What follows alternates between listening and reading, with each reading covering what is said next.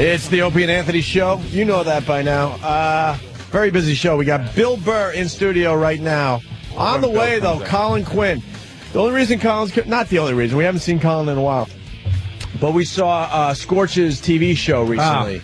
What is it called? PFG? Yep. Oh, PFG-TV. PFG-TV. We gotta play some for Colin. That's exactly what we're doing for Colin today. God. And did we find a good episode of PFG? We want to do something different. I watched some last night. Yes.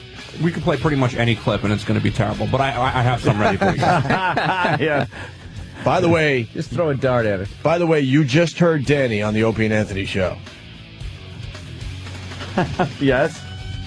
People are helping out the show, telling us what we need to do. There that it was is. Danny. The strange voice you just heard was Danny. He's on the beatbox for the Opie and Anthony show. There it is now. The Drudge Report. Yes. .com. They had the picture of Air Force One and saying what a big to-do it was. Well, they've changed their picture and their headline. It is now First Dead. Hold on. I know where you're going. Hold on.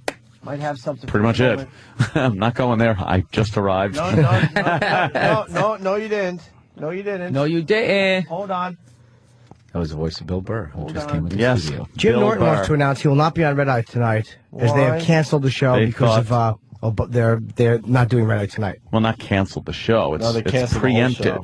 Well, yeah, just for tonight. Yeah. You No, made it sound like, Oh no, I was the last guest on, and Only they for figured, tonight. let's, shut the show down. I'll be on 3 times next month, but only tonight. 3 times next Jesus. month. No, Yeah, that's what I do. Yes, I am. And can you give me that fact again, please? The Drudge Report Yeah. has changed their headline. They have a picture of people in, I swear, plastic outbreak suits, goggles, and masks. And the headline underneath, in bold caps, is First Dead. It's a swine flu pandemic. That felt a lot like Letterman, didn't it? That is got a little Letterman in fantastic. The first U.S. death from the swine Wait, flu has what? been confirmed. A 23-year-old child in Texas amid increasing global anxiety over a health menace that authorities around the world are struggling to contain. It's a swine flu pandemic. It's an old child too, Ant. Yes. 23-year-old child. Oh, did I say 23-year-old? In your world, That's how I consider him. I was going to go the other way. Come here, little girl. In your world, that's old age. The world has no vaccine to prevent infection, but U.S. health officials aim to have a key ingredient for one ready in early May. It's a swine flu pandemic. Early May, it's like April 30th, isn't it? It's early May, pretty much right now. What the fuck is... Know what's great about humans and our government, especially when we really need to get something done, we could do it immediately. Immediately. Oh man, I wish they let a few people go. The the number of confirmed swine flu cases in the United States rose to 66 in 6 states, with 45 of those 66 in New York. It's a swine flu pandemic. Wow, 45 out of the 66 cases are New York, 11 in California, 6 in Texas, 2 in Kansas, and 1 each in Indiana and Ohio. But cities and states suspected more. In New York, the city's health commissioner said many hundreds of school children were ill at school, where some students had confirmed cases. Me? You. It's a swine flu pandemic. What are the symptoms of the swine flu? Just think flu. But I don't know. I Runny don't get the nose, flu. aches and pains, a cough, and fever. So you can Sore rest throat? medicine. Yeah. That's Go all you to gotta bed, take. watch TV.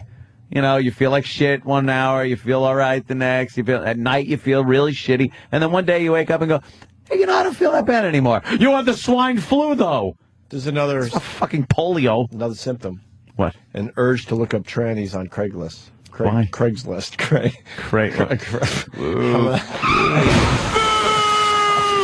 more funny. I'm gonna Craigslist. We Hope have he the- gets nervous and pluralizes incorrectly. I sure do, Jimmy. I sure do. Hope he has the bomb flu. The boo flu. Boo-hoo flu. I have the sniffles. I have a Not- sore throat.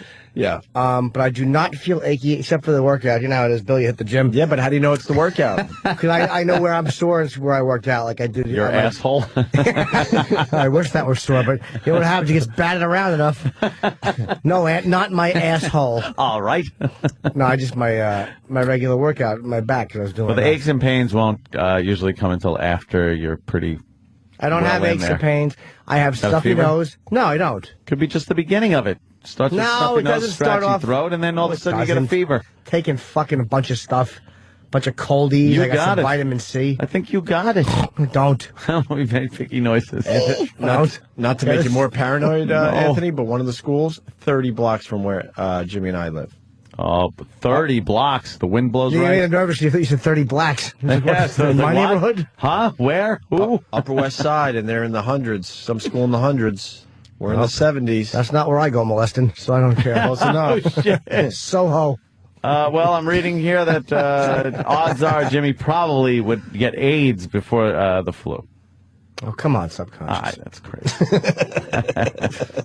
So Bill Burr's in studio, and PFG. So Danny, I think we might have interrupted you. You found a good one for PFG. Colin Quinn? Because Colin Quinn's a huge fan of Scorch, and when we found this gold of Scorch making a TV show at a Chinese restaurant, we said, get Colin in immediately for this. Sam linked me to a few potentials, and I was watching them last night. And So you guys are going to decide which one to watch?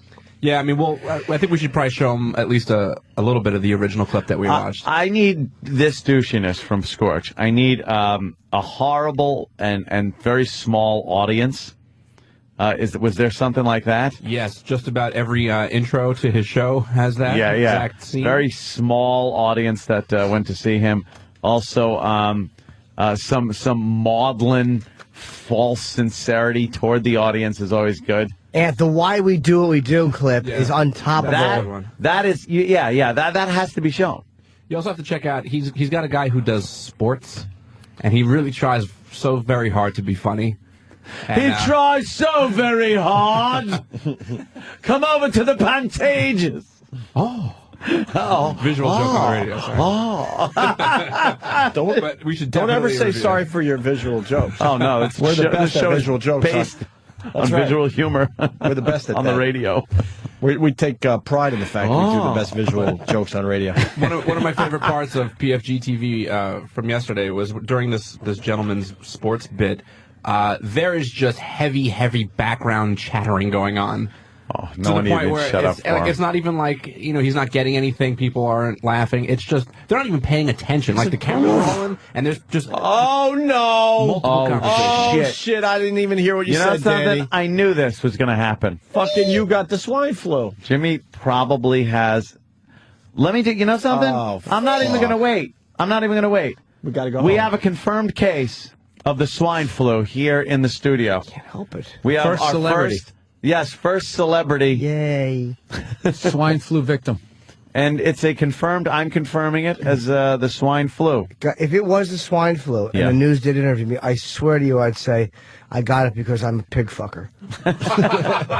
I love to go to hog farms and deep dick pigs while they eat. Weren't we looking at pig pussies one day? Thank you. Weren't we? I don't know. I think we were. Horse pussies. But that's the best opening line to a book I've ever heard. That's going to keep you turning those It pages. sure would. What pussy were we looking at where we went? You know what? It was a horse. You know what? Goats, Horse pussy. I think Danny's right. sheep. And I think there was No. a sheep pussy, too. There was yeah. one pussy where we Sheep go. You know pussies, I what? think. Come on. I think How do you block that out after you did that? You know, just to yourself. I know, you're right. It puts a relationship in different perspective, though, when she thinks she's all high and mighty. Like, I saw one that's just like yours, attached to a hoofed animal. And it wasn't annoying.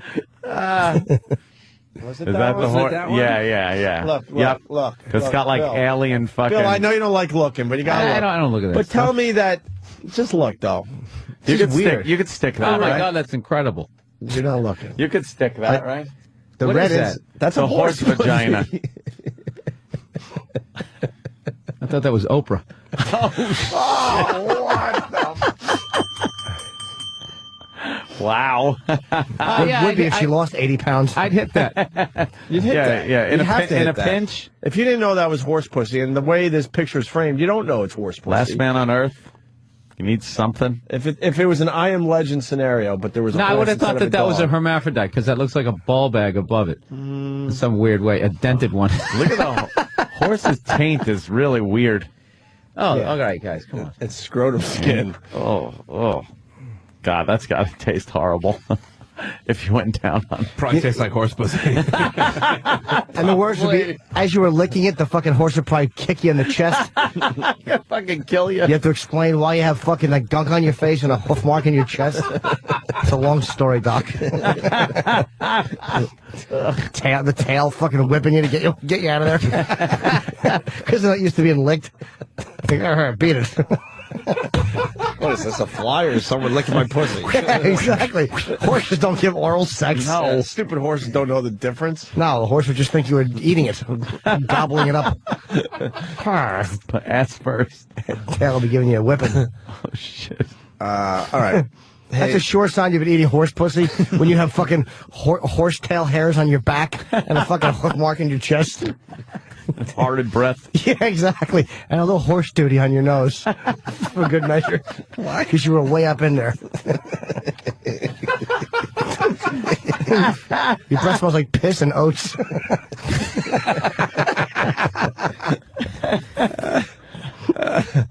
Wow. Is it true that Obama walked away from the assault weapons ban? What? That's what Carlos in Florida is saying. Oh, that's a bunch of shit. Language. Walking away.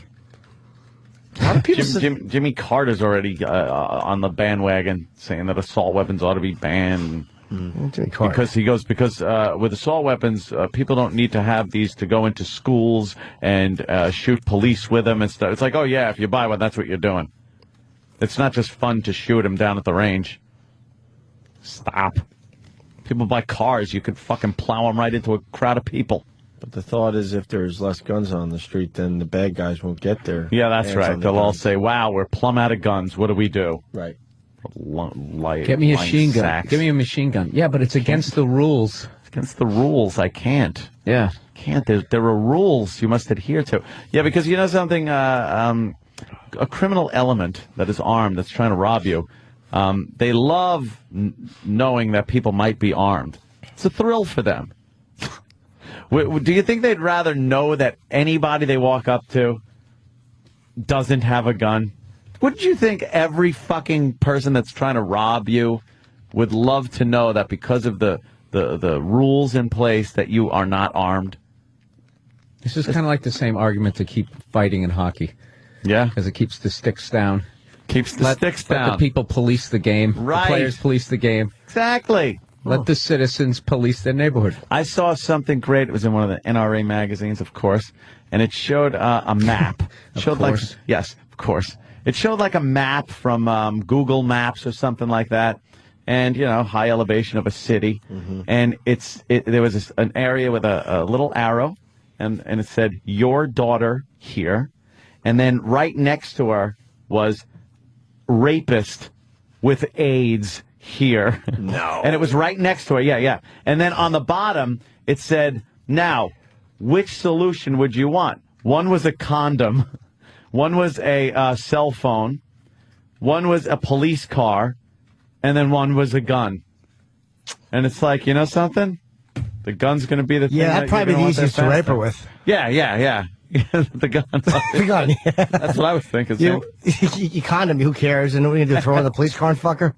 Go gun. The police are there to get the people ex post facto.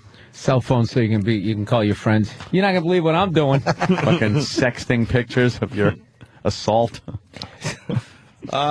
Rapist with AIDS. They have to be so dramatic. Oh, I know that. I thought so Just too. I'm like, rapist. so rapist is bad enough with AIDS. All right. Rapist tax cheat with AIDS. All right. Get it? Jesus Christ. I just got a great instant feedback.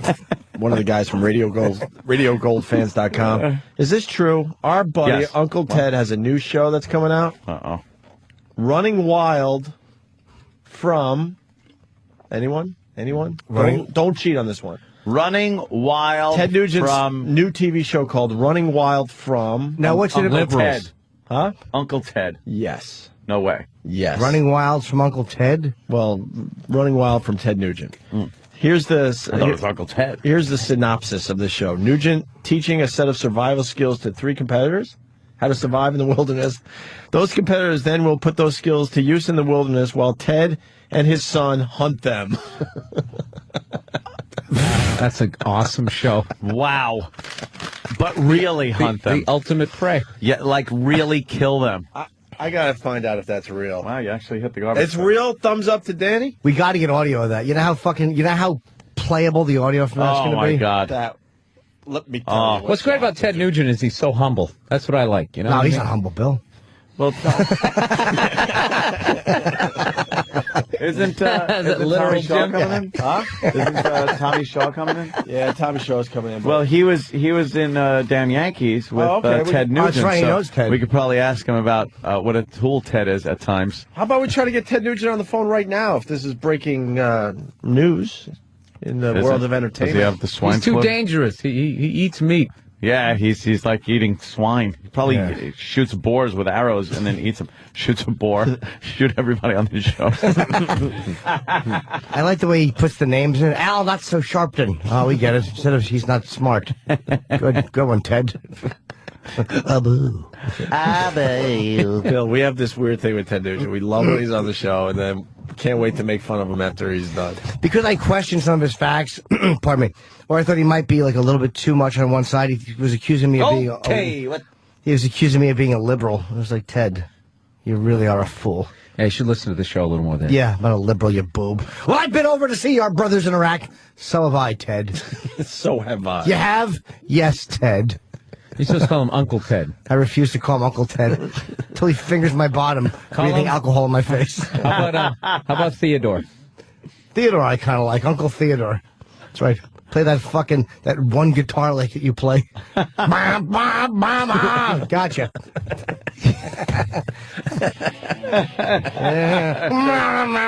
No, it's cat scratch. Are you trying to say every song is a variation of this lick? I like Wang Dang Sweet Poontang. This one is like... Hate that song. No, the live version's I don't good. like any Ted Nugent song. I don't even like this. He's not from is his Detroit, big- is he? Yes, Michigan. What is it about awful white He's music the from Detroit City Madman or something. He is Bob the Mad Seger, Motor City Madman. Ted Or Nugent, something. Kiss, right? Kiss is from New York, buddy. Oh, no, Kiss from Kiss New from York. here? Right, Detroit right, right. Rock City's the song. Oh, They're all right. New Yorkers. Yeah, he did give himself the nickname the Motor City Motor Madman. This is a City decent Madman. song. That's it. I don't even think he ranks on the top No, this is 100 of Madman No, what's mad about you, Ted? in Thanks. Thank you very much. in the Motor City. Boy, you are a whore. Why not? You are just an autograph Yeah, what is that? whore. I got a Styx CD to get Tommy Shaw to sign. Why didn't you get the Mr. Roboto? Because I want Dennis DeYoung to come in and act it out while we throw fucking tomatoes at him. Gotcha.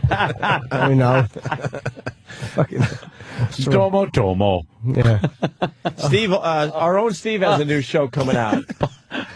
We're going to do it. That's horrible. Say it. That's some of the worst music ever. Won't. It is really. But, well, he's, going to be coming in. Yeah. Oh, I'm sorry. Oh, fuck him. Who gives a shit? If you listen to this, just stay in the hotel. Who cares?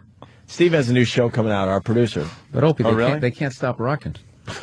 Yeah, true. Steve's new show, Running Wild from Girls. Yes. Do we have a Iraq show coming out? Iraq. Walking slowly from everything. Because he doesn't run, because I have the exercise.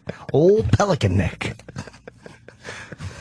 Be funny if you squeezed Eric and like toothpaste, his mouth just open and cum leaked out. Oh, Like that's what was making his neck so fat. He just held cum there. That's what you do when you have nothing else, by the way. A guy blowing another guy joke. All he needed was a good cum cleaning, and he would be nice and thin. Chris from Smithtown writes, which is worse, swine flu or cat scratch fever? I'd say cat scratch fever. Yeah. I never want to listen to it. All right. Family's Chihuahua blown away by high wind, or 21-year-old in Cincinnati dressing up like a superhero and fighting crime. That sounds great. Has to be a retard. Yeah. Has to be. I'm a superhero. Bill, which one would you like to hear today? I'd like to hear the dog. What is that noise? Is that driving you nuts? Sound of silence. I shouldn't mean to make this.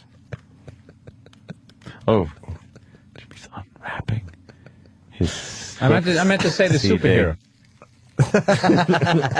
Why is it all awkward in here? Jimmy has a Styx CD Who doesn't? that he Let me wants. think. Do I have a Styx CD at home? But the first song I ever related to a girl was a Styx song, so I kind of have an affection Really? for Styx. What was it? Babe. When I was in 6th grade. Did they sing "Lady"?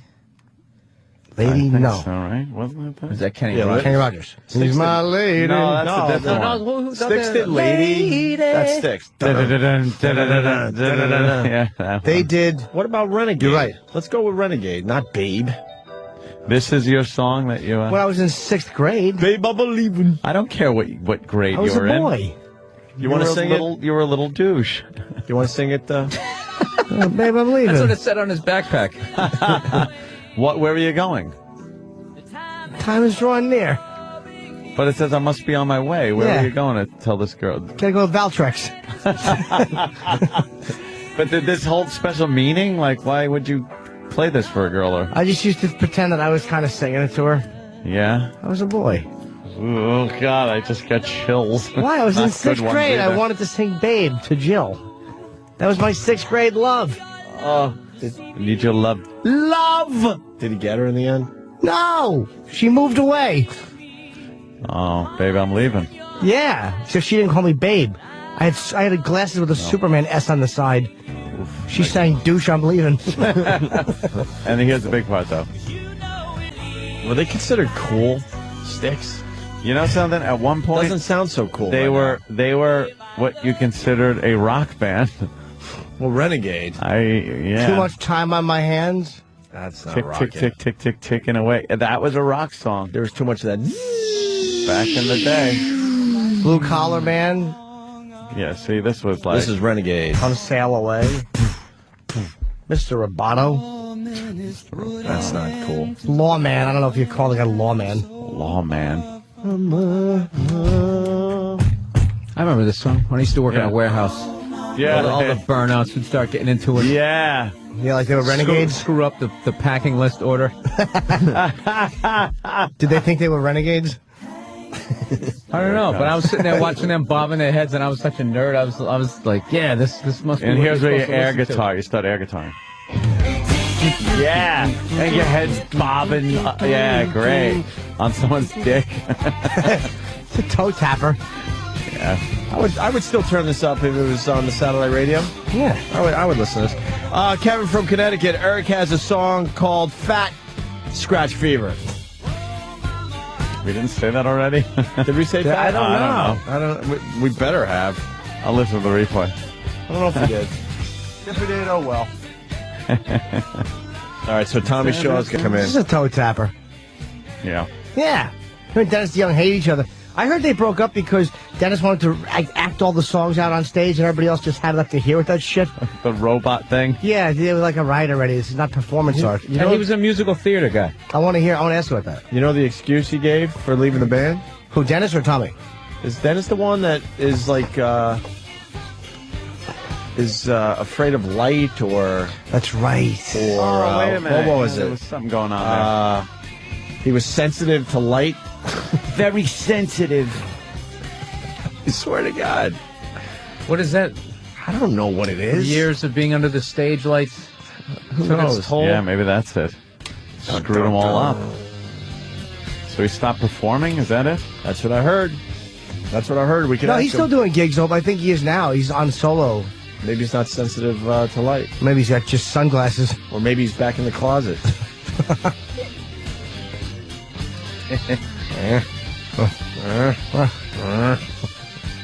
Because it's dark in the closet. That's what I was going for. Yes. Oh. With mushrooms.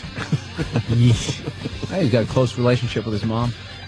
All right, let's go with the Chihuahua story, then we work into the superhero story, then Colin Quinn comes in, then we do PFG, then we get a dumb song from Tommy Shaw, and then we go home. That's what I say we do today. Wow. Cool. Felt it all out. Exactly. This high wind thing is a real problem. We had an incident at our building where an old lady went flying and broke her arm or something. When?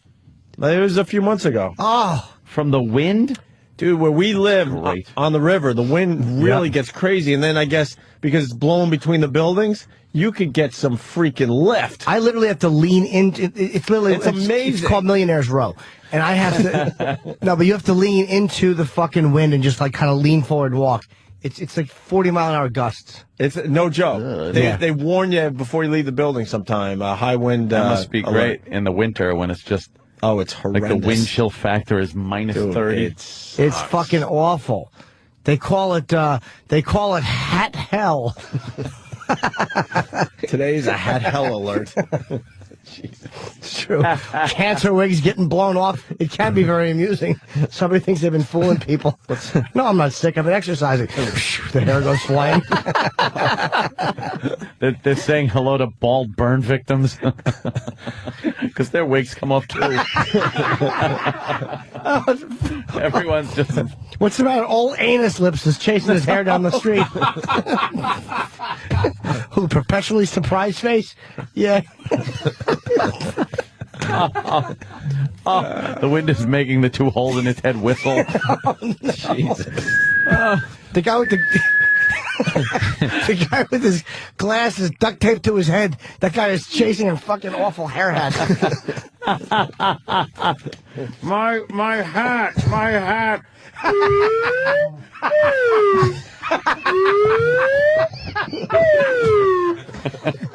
That's the sound of his respiratory system. Yeah, he's got it's just two holes in the front of his face. How does he talk?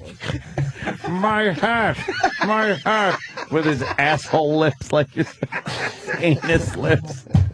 Someone get my hat.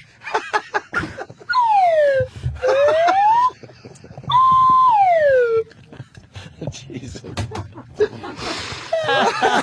Oh, he's talking out of the side of the mouth. So terrible. Oh, dude, there's really no reason for that. He's always surprised that he lost his hair. Of course he is.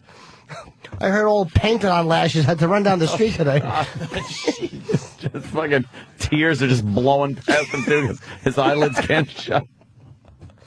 There's a Mets hat with hair in it. It's a one-piece ensemble.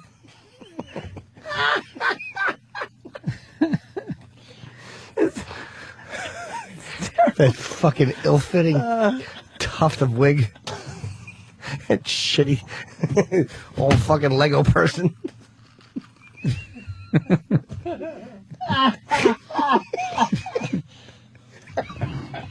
Holy no reason for it. I love it. It's too goddamn wrong.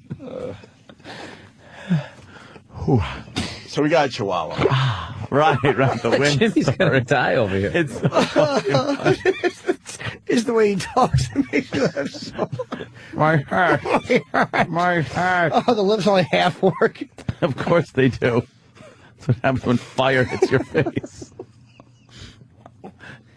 Damn it.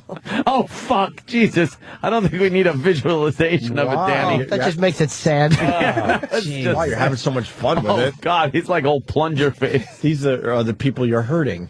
Oh. Yeah. I like seeing the people we're hurting and making fun of. Right. No. Speaking of the old... picture ruiner. Let me see it. One of these things is not like the other.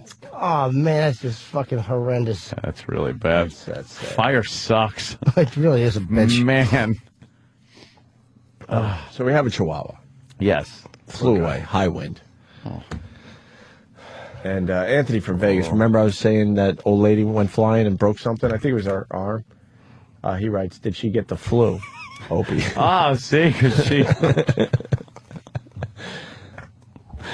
Yeah, she flew away. Flew. Yeah.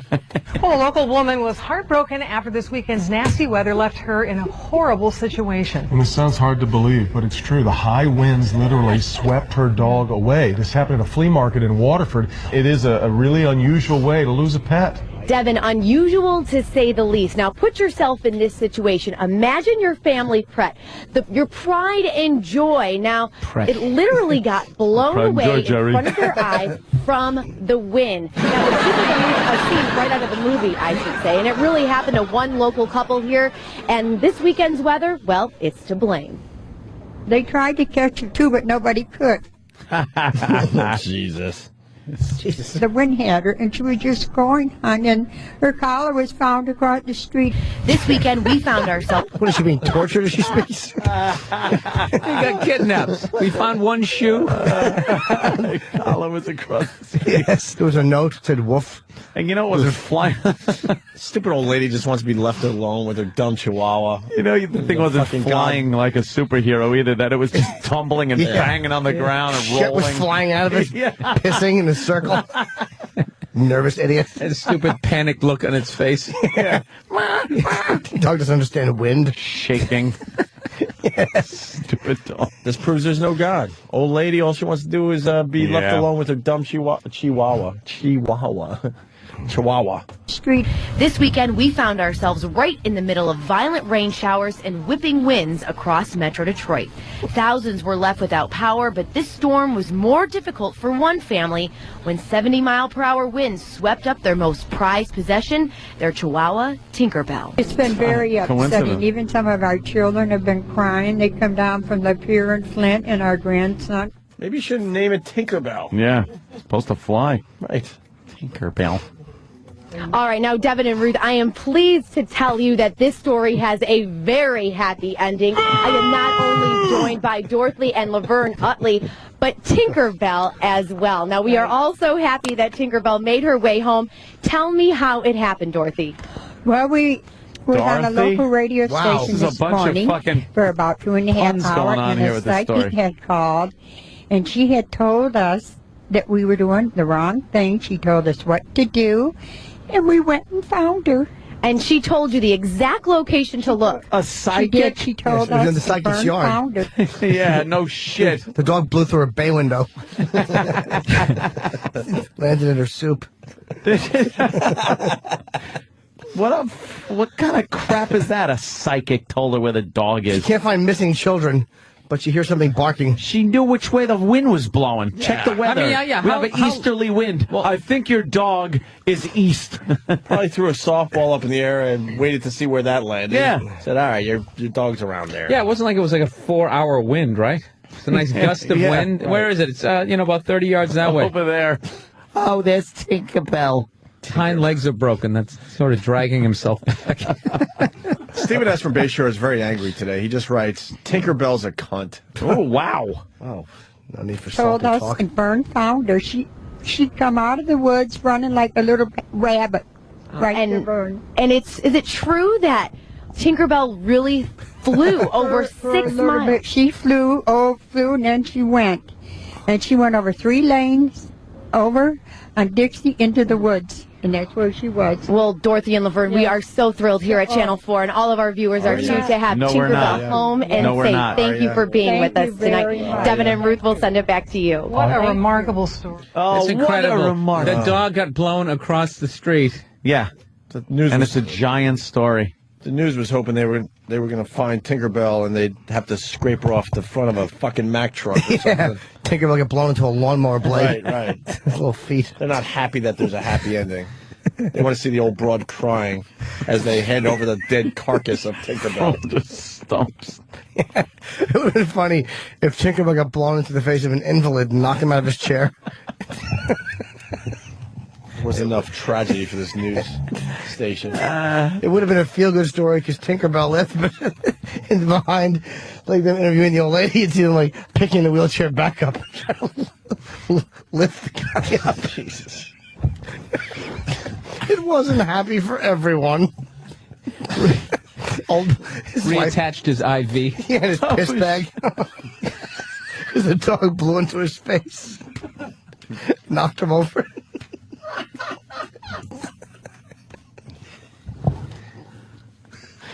Holy mother of God. Just in the background of the news story, you just see them riding the chair.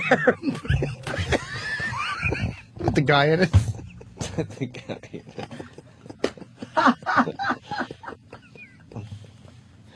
I can't even fucking breathe.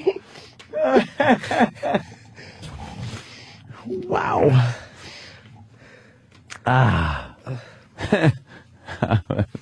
That story's adorable. Yeah, the headline's great. It's a bird, it's a plane, it's a flying Chihuahua. Enough about the Chihuahua. No, I get it. It blew away. It's not like it's an elephant. It's a fucking small dog. Just a shit.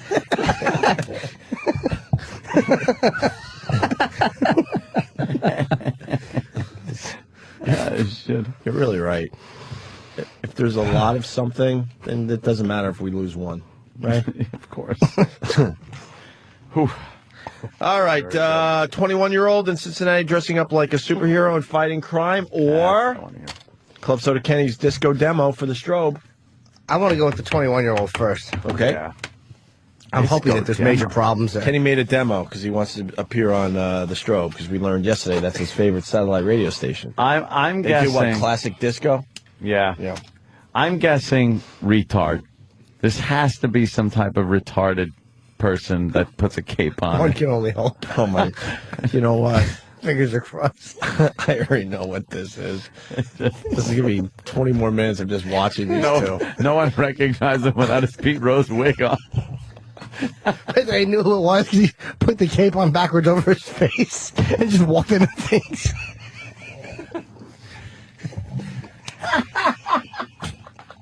Have to slice a slit in the front of the mask for the tongue to come in. No one notices who it is. There's a big D on his cape. Hold on to your hats, kids, because here's the story.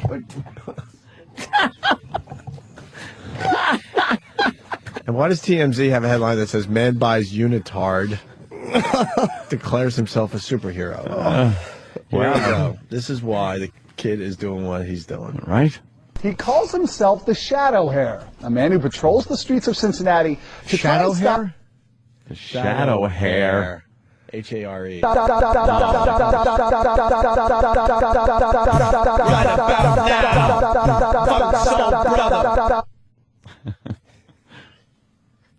He calls himself the Shadow Hare, a man who patrols the streets of Cincinnati to try and stop crime and clean up the city. And he's not alone.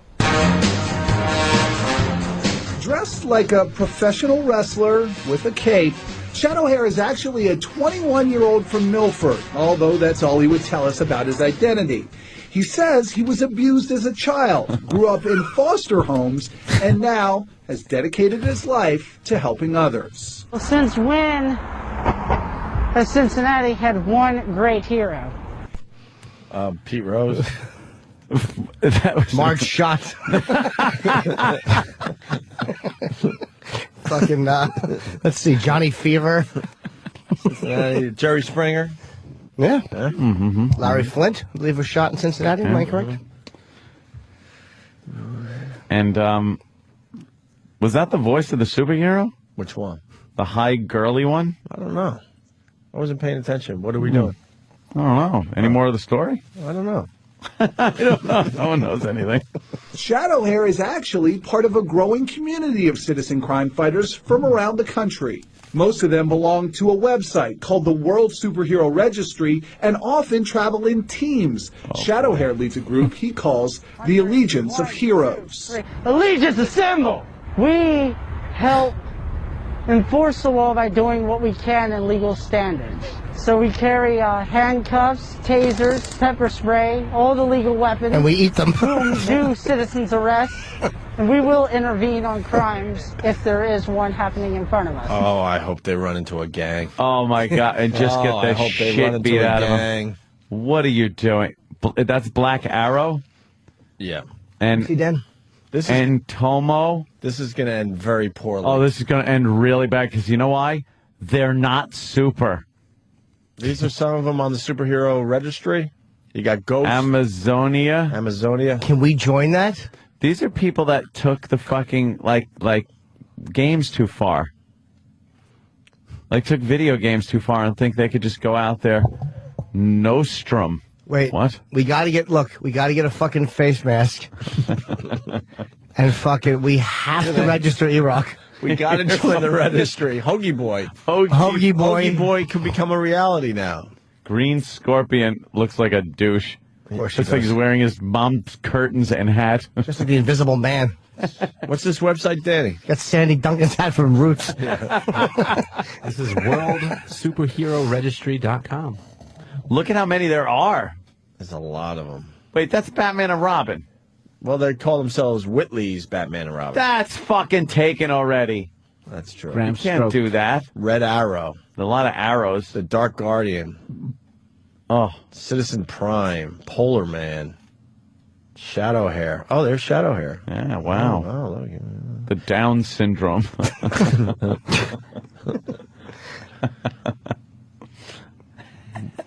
But in the real world, superheroes don't always win. Shadowhair says he suffered a dislocated shoulder trying to help a woman who was being attacked a couple years ago. Nice. Good. Stupid. You Stupid take this Shadowhair. Shadowhair. What does that even mean? He doesn't know. Dummy. He's as fast as a rabbit, but you can't see him. He exists in the shadows. Wait, Mr. Silent is retired? Yeah. Why is he what retired? happened? What happened to Mr. Silent? Dislocated a finger. Yeah, something must have happened. He probably got scared. Mr. Silent couldn't he realized his stupid character couldn't tell people to stop. Yeah. I like how human these things are. They don't sound, they start off like they're superheroes. It says, I roam the streets of the city looking for those in distress or danger, and then I do my best to help them. I'm doing my best here. Hey, look, I'm doing my best over here. I put a call into 911. I mean, what else do you want from me? And if I ever fight an army of giant robots, okay, this guy's fucked up. He's messed up. These are all retarded people. Yeah, they're fools. They're fools. There's no... Wow. And although he sees himself as the eyes and ears of police... If there's anything that I can do, please give me a call, all right? All right, all right, catch you later. Shadowhair and his team. Be great if the news footage and he promptly just ran out like mock flying, but running right in front of a truck. Get run over. That was great. That was a great superhero exit. All right, well, Yeah. Anything else I can do? Take it easy. You might have to practice your out a little better. And he's not going back. You know how silly he's got to feel because he's not going back to some big fucking lab or cave or something. He's going to his mom's house and taking that off, and his mom's telling him to put it in the laundry. Don't leave your uniform on the floor. There's shit in the back of your uniform again. Fucking back just smells like ass because he doesn't wash it. Should we know that a crime has been committed because there's duty in the uniform? And cumsies in the front. And he got scared. Yeah, that's how they know there's a missing toddler in the neighborhood, because he has cumsies in the front of his uniform. Every one of these nerdy superheroes has the spider web. Yeah, the web power. Yeah, the power. What of do they list what their powers are? Do they have powers or? Yeah, that's a good question. More of the clip. All right, catch you later. Shadowhair and his team don't exactly strike fear in the faces of criminals or anyone else who saw them walking around Cincinnati earlier this month. Spider-Man, that's what they look like. Homemade Spider-Man. What the heck is this, man? This ain't Easter. As for how legal all this is, citizens' arrests are allowed in Ohio and Kentucky for felonies and some misdemeanors, although the person making the citizen's arrest risks lawsuits or possible criminal charges of their own if they're wrong about the person they're accusing. Yeah. Oh, this is going to end badly. Handy. One of these people will be dead. Oh, dead. Can't wait to see those. Huh? Another great reason to go to Cincinnati. Yeah. Oh, that's Cincinnati. In fact, I have a vacation coming up, and we've been looking at some hotels there in downtown Cincinnati. Yeah. I see those commercials. I could just somehow stay right down near that dirty river. There, that's not even that odd, because you see the commercials for vacations for places that you'd never fucking go to. It's like they show people jet skiing and horseback riding and it's like, send for your Michigan tourism pamphlet. It's like Michigan. I'm not going to vacation in fucking Michigan. Upstate. You go bird watching. Maybe you see a badger or even a wolverine. Good. They always show people kind of having not really fun. They're like, they got their arms around each other and they're looking at a sunset by some mountains. And it's like, come to fucking South Carolina. I always find it funny when there are tourists in some place like that. Like you're going to do like a stand-up gig in like St. Louis, and there's a couple there. Oh, we're vacationing. Vacation here? Always wanted to see the arch. There you go. You saw it. Now what? What's the second thing people do on vacation in St. Louis after the arch? Maybe a Cardinals game? Yeah, maybe. You go to a tour of the Budweiser, the Anheuser-Busch plant. And then somebody goes, they have more bars per person in this. You know how many cities claim that, by the way? Yeah. This city has more bars per person than any other city. We're very proud of the arch here, and you'll never find better people than here in our fair. Shut it. You're lying. And they always have some sort of fucked up sandwich that you just have to get. But they put the fries right on the sandwich. Then they put a fried egg on it. And if you eat the whole thing, you get a refrigerator magnet. It's great. You haven't been down there? Oh, well, you got to go. Yeah, I haven't visited this shithole until you go. Yeah. You ever had a horseshoe? That's what they asked me in Springfield, Illinois. You ever had a horseshoe? No, I haven't. Oh, you got to get one. What is it? Well, it's a horseshoe-shaped bun, and they take 3 hamburger patties, and they put it on there, and then they add this, and everything. It always ends with like a fried egg and shit on top. Yeah, that's a garbage. You gotta have one. No, I don't. I've had a hamburger with French fries. I don't need 3 of them all on the same bun, shaped like a horseshoe. You really don't have anything special here, ma'am. I'm sorry. Horseshoe. You definitely have some funky-looking bread, but other than that, yeah, I'll give you the bread. You have a number 2 at McDonald's. Do that and rub Abe Lincoln's nose. That's what they tell you to do in Springfield, Illinois. They have a statue. His forehead or something. Oh, the life I lead. Yeah. Jersey Matt from Bayonne. The second thing you do in St. Louis is leave. Good idea. Hey, man, they're on fire today. Can you go up in the arch, by the way? What? Yes, I did it. It's one of the scariest things I've ever done. Why is it scary? Right? Because it was built, that time... Because the elevator goes sideways and then upside down as you go back the other Basically side. It's a cartoon elevator. Any of that shit that was built during that time where we thought we were going to colonize the moon. I don't know if you've ever been to, like, Seattle. Yeah, I've been to Space Needle. Yeah, like they basically all that shit that they built during the World's Fair. And this is a monorail, and that looks like a big fucking toaster hooked up to another one. Yeah. Basically, when you go up into the arch, you get in these remember that little egg that Robin Williams was in Mohr? Yeah. It looks like that. And you just slowly go up like this, and as it stops, it sort of swings from side to side. Are you shitting me? Is that how you get up in that And then you get up there, and to look out the windows, you literally have to lay down on your stomach, and the arch gives like 30 feet or something in both directions. No. Because it's designed that way. Dude, it's one of the scariest things I've ever been up to. You went up there, and then you could feel the thing moving. I looked out the window. I said, okay, I'm leaving. It's like 600 feet, right? I don't know. Wow, that's fucked up. I didn't realize how they did that. Are the eggs inside or outside? It's inside. Inside. It's their big story though is some idiot tried to land on it on a. Danny, can I see that? There you go, dude. I always wondered how they got the elevator to work, and it's kind of on a little round thing. But that's all internal. The eggs, and then you get out. The whole technology reeks of like 1963. They play like a Kennedy speech. And now it's on to Chicago, and let's win there. Yeah. How the fuck did they build this thing? It's their big tourist attraction. Yeah. Well, I'm making fun of it. I went on it by myself.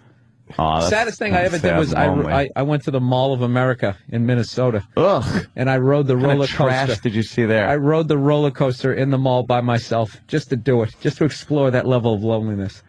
Did you even make it seem like you were having fun? Did you go like, whoa, whoa, wee, whoa? What did you, or just sit there just like, I'm lonely? No, it's just sort of like, I don't know. Maybe I'll get a bit out of this. This is just so pathetic.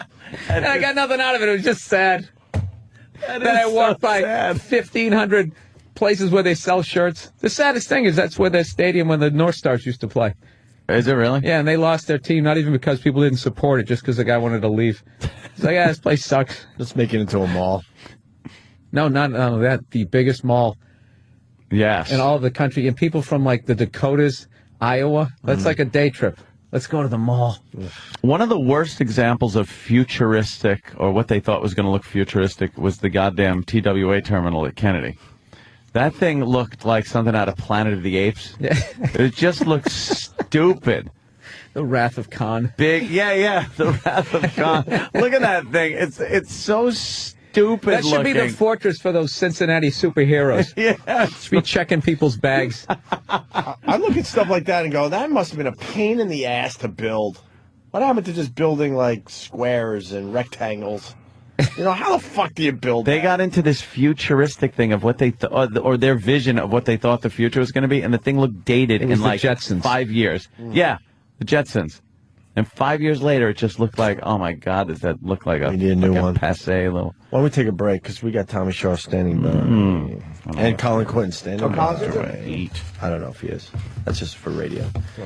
I don't even know if Tommy Shaw is. Every day I ask the same question. I don't know. I'm like, you're sitting here with me. And I'm like, I have no idea. It's just what you do on the radio, standing by, and then you run down the hall and go, they're here, and Steve goes, no. Oh, all right, we'll do something else when we get back. Bill Burr's at Caroline's all weekend, starting what, tomorrow night, Bill? Yep, Thursday through Sunday. The tickets got to be rocking. They got to be, right? You don't even have to be here. Started charging Yankee prices. It's $2,500 down near the stage. You see what they did? They lowered those prices because everyone's like, why all the empty seats? And the Stadium's empty, yeah. The Yankee organization went, maybe we should drop some of the By prices. 40%. Have you seen those seats, though? They look 40%. literally like a first-class seat on an airplane. An airplane, really? They look, I don't know. You gotta think. They look nice and cushy there, Jimmy. You got to think the animals that go to the Yankee games, want to throw stuff on people that sit in those seats. Like, fuck those assholes. Yeah, like a bunch of fucking businessmen. Like, what kind of fucking $2,500 seats for an Indians game? What kind of asshole does that? It's amazing. It's sad. Sad. Yeah, it does. Fuck them. What kind of a statement is this? When there's hard-working people just trying to get Cheez-Its, and you're going to charge $2,500. Get your Bill Burr tickets. I think they're open right now. 212-757-4100 for Caroline's. Dr. Michio Kaku. I think we finally fixed this thing. Oh, good. So I think now it better has all the stuff we want in this promo, I believe. We'll listen together. Opie and Anthony, Jim Norton, Bill Burr, and Danny on the beatbox. You're checking out the Opie and Anthony Show. Can't Stop Rockin'. That's Tommy Shaw with Kevin Cronin. That's the new single, right, Tommy? That's it. We were just sitting here. We got Tommy Shaw from Styx in studio. Very, very cool. And we were talking music and bands and Freebird, Leonard Skinner getting back together in the late 80s. That's the dude that got it done right there. It's Charlie Brusco. Got it done. He got her done. He got her done. Get her done. What's up, Tommy? Hey, good morning. Good morning to you. The first thing right off the bat, TommyShaw.com. That's your site. And then I see StyxWorld.com. Who has Styx.com? I think somebody just got, you know how people just make they start just gathering up names. They got there first, and you can't get it back from them? They want some kind of a ransom for it. Ransom, exactly. That's what it is, too. And the thing is, Google screwed that whole thing up because you just Google Styx and there's Styx World. And oh, perfect. You know, okay, good. You know, God bless them. Good luck with the next guy. You're much more you're nicer than I am because someone has JimNorton.com, and every day I just hope they wake up finding they have cancer. I hate that. You know, with that huge laugh from Tommy Shaw, it also has to be brought to the table. I was so annoyed at this. And the fans are keeping track on the websites and stuff. Tommy Shaw recognized Jim Norton. Jim Norton. Watch the DVD on the bus. Yeah, funny guy. Yeah, that's what people do. They just enjoy themselves on the bus and they watch. It'd be awful if he said none of us could sleep. We put the DVD on and we all just passed out. The bitterness was just fantastic. Yeah, it is. You know what? What were you, 10 when you were in Styx? Jesus, I just turned 22. Did you really? Yeah, that was it. Wow. That was it. Yeah, because I was going to say you look like pretty much the same. Well, You know what helps? You know, the hair. You didn't have to go with the bandana thing. or anything like that. You're one of the lucky few that actually kept the hair. I'm telling you, it wasn't for not worrying about it. We always used to joke, well, by the time we're 50, it's going to be the hat tour, and yeah. And I still reserve the right to put the headband and the bandana back on. It's like fuck it, I'm still gonna show up and play. But I got a funny looking head though. It's gonna be really shitty. Is it misshapen? Yeah, it's like, you remember that cartoon Henry? When you were looking, it's like the big thing in the back and a big forehead, and it's just going to be awful. But I'm going to show up anyway. I go, there's that Tommy Shaw. Look at that fucking head on that guy. You play with a few people over the years too. Like, we were talking about Ted Nugent earlier. You played with him. Yes. And we've had him on the show a few times. Quite a unique personality on old Ted. I love Ted Nugent. He and I, we have a lot of differences about us, but when it comes down just to the core values, we're brothers. Yeah. Politically, you get into because believe me, don't get me wrong, I'm completely on Ted Nugent's side with most of his political stands. So. Yeah. I've always been kind of I've never liked to alienate any of our audience. I was like, good answer. Everybody comes see the show. Yeah. And have it's like personal beliefs, religious beliefs, and all that sort of stuff. That's a personal thing, and I'm not going to argue anybody's right to believe that stuff. So, you get more fans if you just don't talk politics.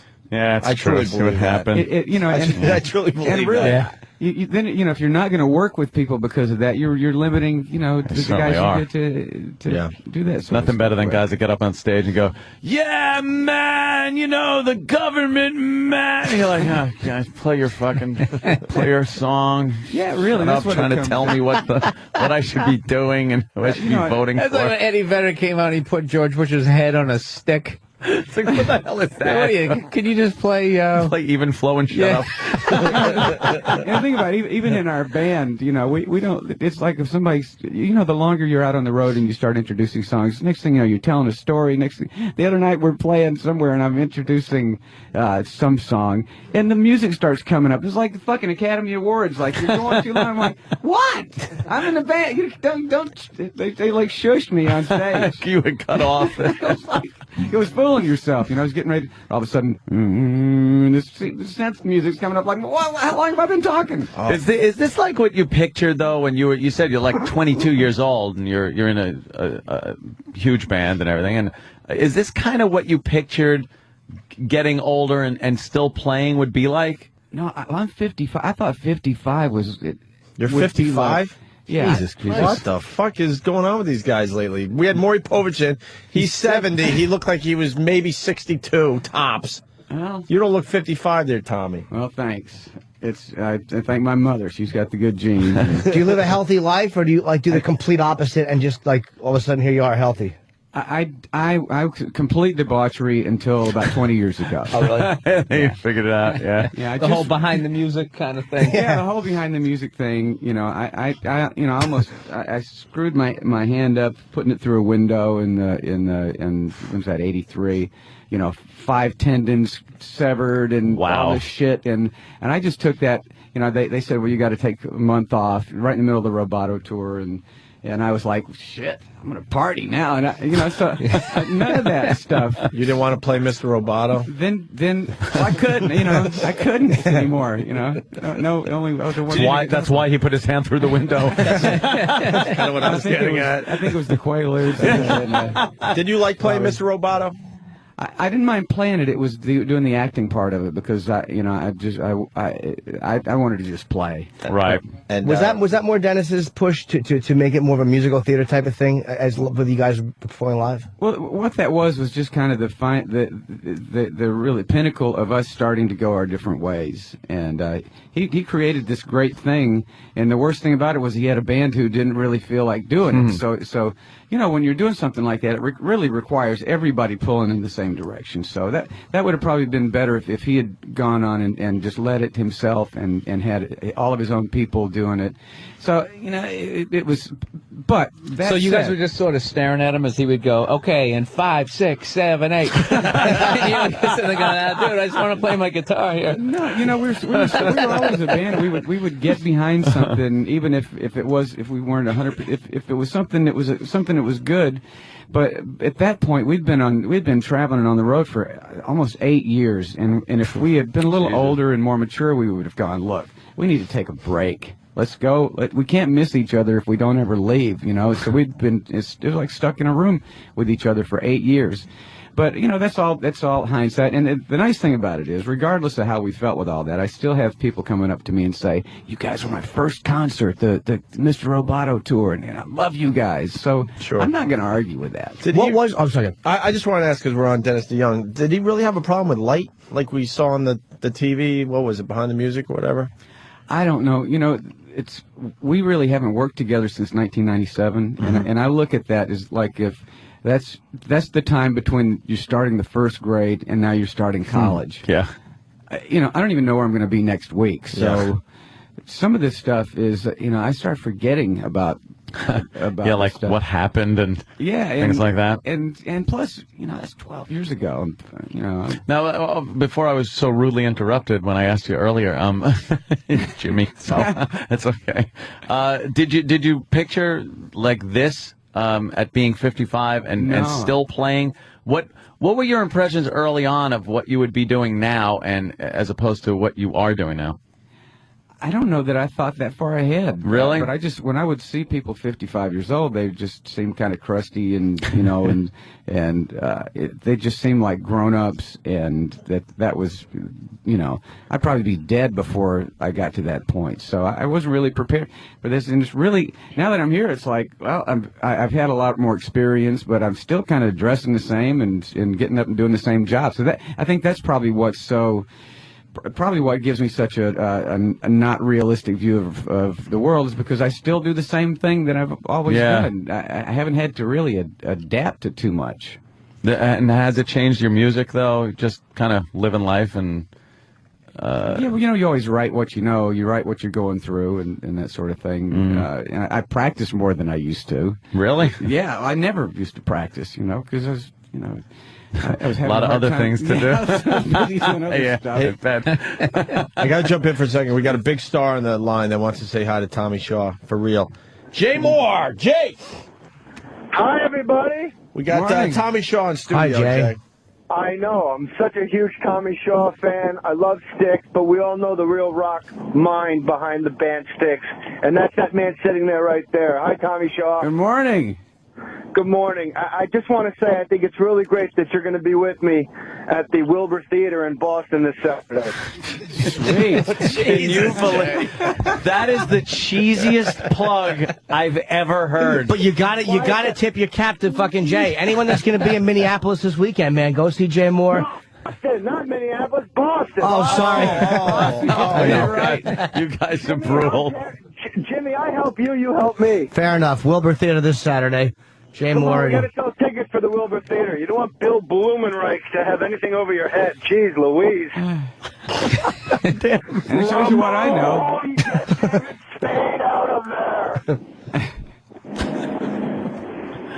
Oh, thank you for the call. That was a Jay. plug. Jay's wanted to call plug. He just called to plug his Wilbur And Theater show. and he's telling me I'm going to be there. I'm going, yeah, okay, I'm there. Tommy don't know. That would be funny. And get off when they tell me to. If a bunch of Styx and damn Yankees fans believed it and showed up and then just threw fucking rocks at Jay and fucking set the place on fire and he got sued.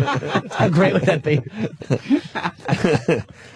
Well, yeah, damn Yankees was that you come out of Styx. Yeah. And you go into that pretty different direction as far as musically goes. A lot more hard rock. Yeah. Well, my whole career, I've always just kind of faked my way into the next thing. And when I joined Styx, I'd been in a soul band. I was in an 8-piece horn band. And we played a little bit like some Uriah Heep, but in like CTA stuff. And but it really wasn't like a hard rock band. And Styx was a progressive rock band. Right, yeah. And so, but I was able to sing and hit the parts, and I looked the part, and I actually was a songwriter and lead singer and lead guitar player, so I was qualified for that gig, and I was like, they gave me all the albums. I went home and learned a set and kind of went out and just started, okay, I've still got the job, you know. And then how did like Damn Yankees come about? I mean, you got... I went to my manager at the time, and I had you know, it wasn't the high point of my of figuring out life and behaving like a responsible person. And that, so I made some solo albums, but I realized that you shouldn't do a lot of blow and drink heavily when you're in the creative process. Sounds good to you at the time, right? It has a sort kicking of ass. dire effect on the quality of your performances. But so and also I was used to being in a band the whole time, so I was kind of lost in those early days trying to make solo records. And I went to my manager and said, I want to be in a band again. And he called our friend John Kolodner, and it just so happened Ted's manager Doug Banker was in Kolodner's office that day, and we were all kind of thinking, oh, we want to do something different. And John said, what about you and Ted Nugent? And Ted and I had just seen each other. We were down at a conference in Miami where the heads of some of the major labels were showing, oh, they're talking about making this DAT player into something portable. Ah, they'll never do that. And we're sitting back there going, jackass. We're laughing at these guys. And so we had just seen each other. And I was like, well, I would have never thought of that, but sure. So Ted came to New York. Michael Cardelloni was already in the solo band that I was in at the time, and so Ted just kind of came in and we started jamming, and we actually sat down and wrote the song "Come Again," and Ted wrote the lyrics to that song. Really? Do you remember that song? I was a loner cruising with the wind. I wasn't looking when you pulled me in. I had to leave you like I always did. You knew damn well I'd come again. Really, like, nice, sweet lyrics. And I'm going, and Ted he was in love, and he was like, he was courting this beautiful woman. But we saw this side of Ted that not only was he was Ted Nugent, but he also had this kind of sensitive side to him. And he actually wrote those lyrics to a shotgun. He did have a gun on him at the time when we discovered that too. But we started working like that, and it just came together. And within a couple of weeks, Jack Blades also called John Kolodner and said, I want to be in a band. I want to rock. And so Jack showed up on my doorstep, and this all happened so quickly. And at the time, we'd been trying to get Styx back together, but we were such a slow moving, burgeoning organization that it was like trying to get something done in a big corporation. You know, you'd have to get meetings and people would have to fly in, and it was taking years to try and just get back together. Damn Yankees was 2-3 phone calls. You want to do it? Yeah. Okay. There's our, it was settled. Do you ever look and think, wow, this has success written all over it? Because, I mean, you guys had some hits with the Damn Yankees. Did you think it would just be kind of, all right, we're all in a band now, let's go out, kick it around, have some fun? Or did you really think, all right, I think we got something here where we can get some hits? We wrote all this music. Jack came in my house, and he was downstairs doing laundry, and I heard him down there going, I don't want to hear about it anymore. And I'm like, all right, what's the next line? And so I went over to the piano, and I went, can you take me high enough to fly me over?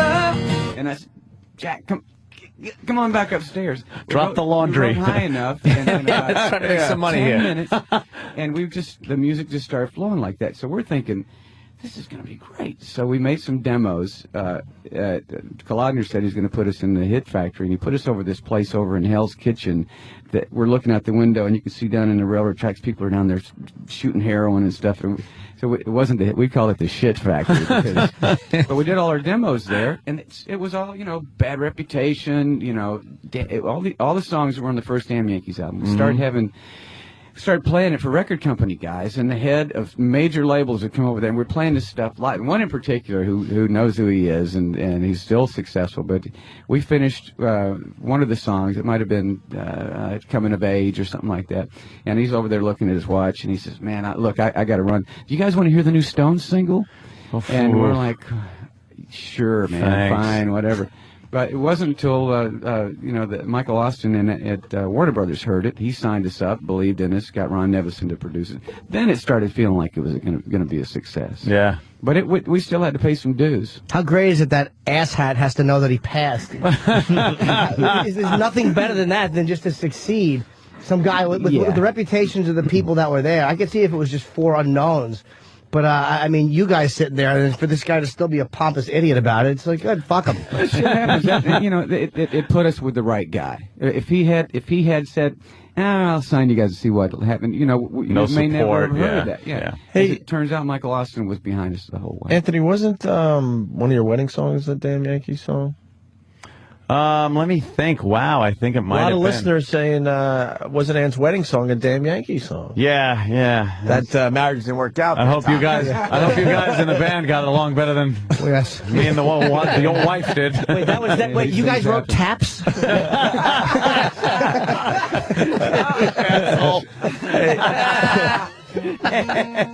we got obviously Tommy Shaw in studio. He's got a guitar. You want to really sing something for hell us? Yeah. Instead of a little piece? Let me try. Sounds amazing. What do you got for us today, Tommy? It's really up to you. What do you want? Well, of course we'd go with Renegade or something, but I don't know. What was that first? Because I'm not as familiar with Damn Yankees as I am with High Styx. Enough. What was the first one you started Yeah, the singing? first one you were playing. You could play that one all the way through. Which one was that? You said one that Ted wrote. The sensitive one. Yeah, that sounds really good. Yeah. Voice really sounds good, man. Let's start the second verse. Now I'm falling where I've never been. My resistance This is the highest one I've ever sung. wearing thin. Somewhere in the distance, like a long lost friend. Oh, yeah.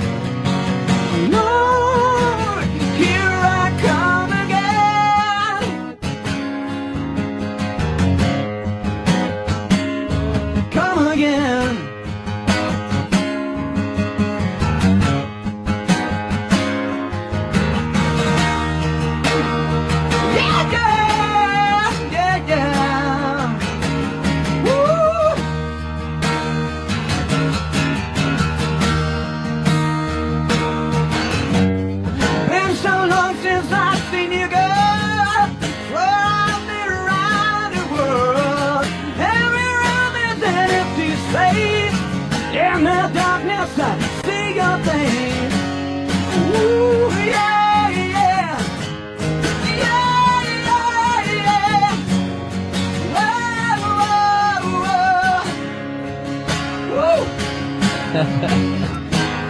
When I finally get my hands on you, tell you what I'm gonna do.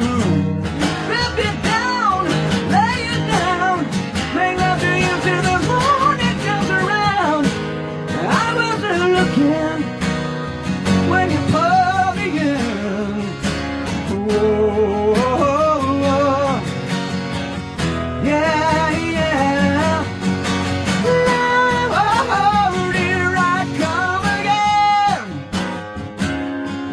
Come again, come again, come again. I wasn't looking when you put me in. Whoa, yeah. Lord, here I come again. You gotta be kidding me. Shit. Something like that. What are you nailed it. Tommy Shaw. I know we pick like, woo! I know, I volunteered 9:30 in the for it. morning. That's fucking, you know something? That sounds fantastic, man. Absolutely. Unbelievable. But it's fun. It's fun to watch a performer because, like, as you're going through it, I'm like watching you go, like, what the fuck was that next verse? Just kind of grabbing for it, and it's like a lot of guys don't want to sing this early in the morning. You sound great, dude. Is Just great. really Unbelievable. cool. Everybody's requesting Styx songs. I mean, everything from Crystal Ball to Renegade and everything in between. Well, Kevin and I came up with it because Kevin Cronin and I were in town promoting the tour, and we went. We had a Broadway debut the other night. Kevin Cronin and I actually performed on Broadway the other night in the curtain call for Rock of Ages.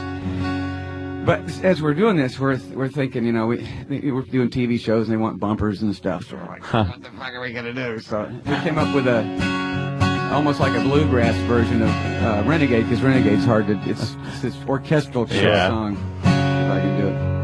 Whoa, mama, I'm in fear for my life from the long arm of the law. Long man is putting an my running and I don't have very long. Oh, mama, I can hear you crying. Your soul's getting all alone. Hangman is coming down from the gallows and I don't have very long. The jig is up, don't lose it out there. Finally found me, the renegade who had it made, a tree for a bounty. Now I'm going to go astray. This will be the end of the day when I want it now. Something like that. Oh my God! What else can we do? What else can we do? Sounds great, I'm man. having fun. Tommy Shaw on tour all summer with Styx and REO Speedwagon and 38 Special. That's right. That's right. Oh, you guys, okay, you are going out with, and you're going to be here in the area, too. I was asking, when are you going to be in PNC?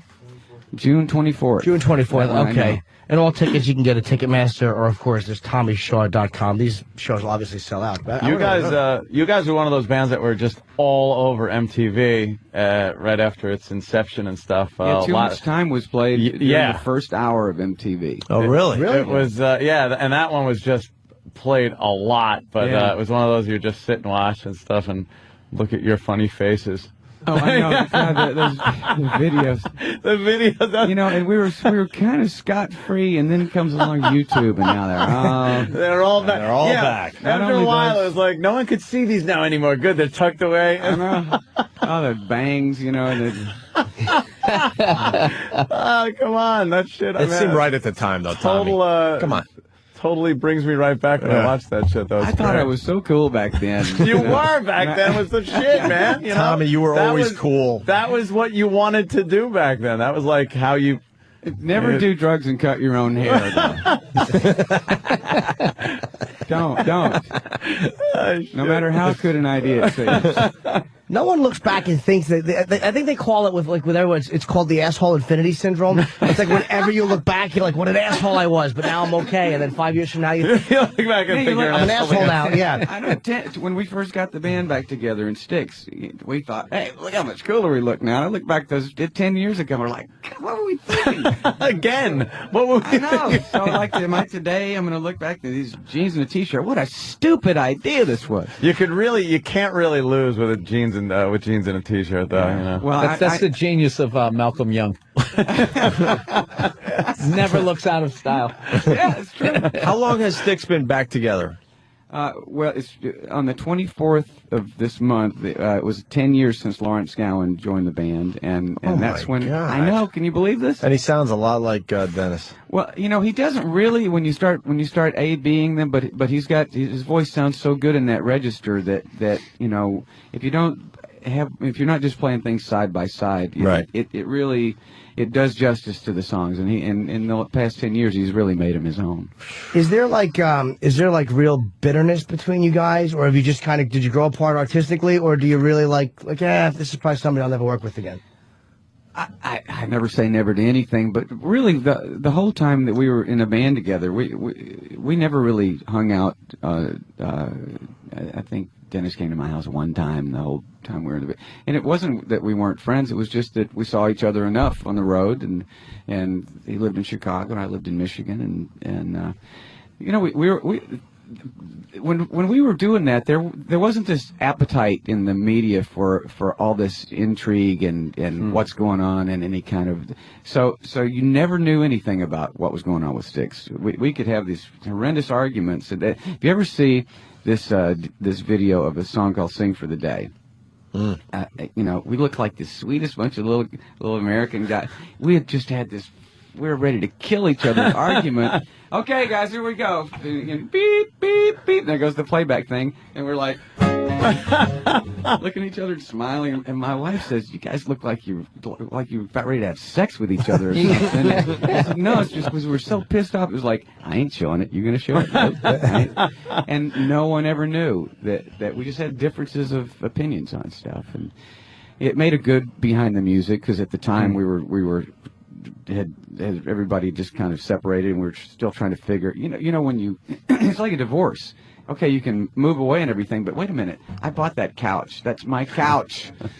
I want that fucking couch. And then after a while, you go, I am getting the couch. Okay, but I'll give you some money. You can get a new couch. So you're happy to where your band's at now? Like you're happier? I think everybody's happier. You know, Dennis he's such a great creative force, and he's single-minded in his what he wants to do, and a lot of that really led to the success of the band.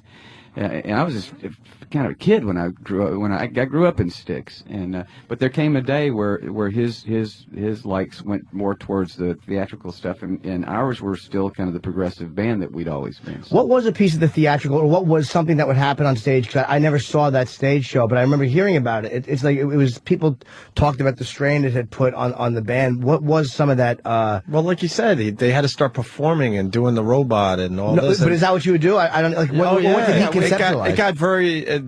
I've seen Styx a million times. They got very theatrical, and he just wanted to kind of just be in a band. Yeah, and that was the separation. That really should have been a theatrical performance, but our whole way of doing things was to route a tour, go out and play arenas, and then try and play as many, play some stadiums and things like that.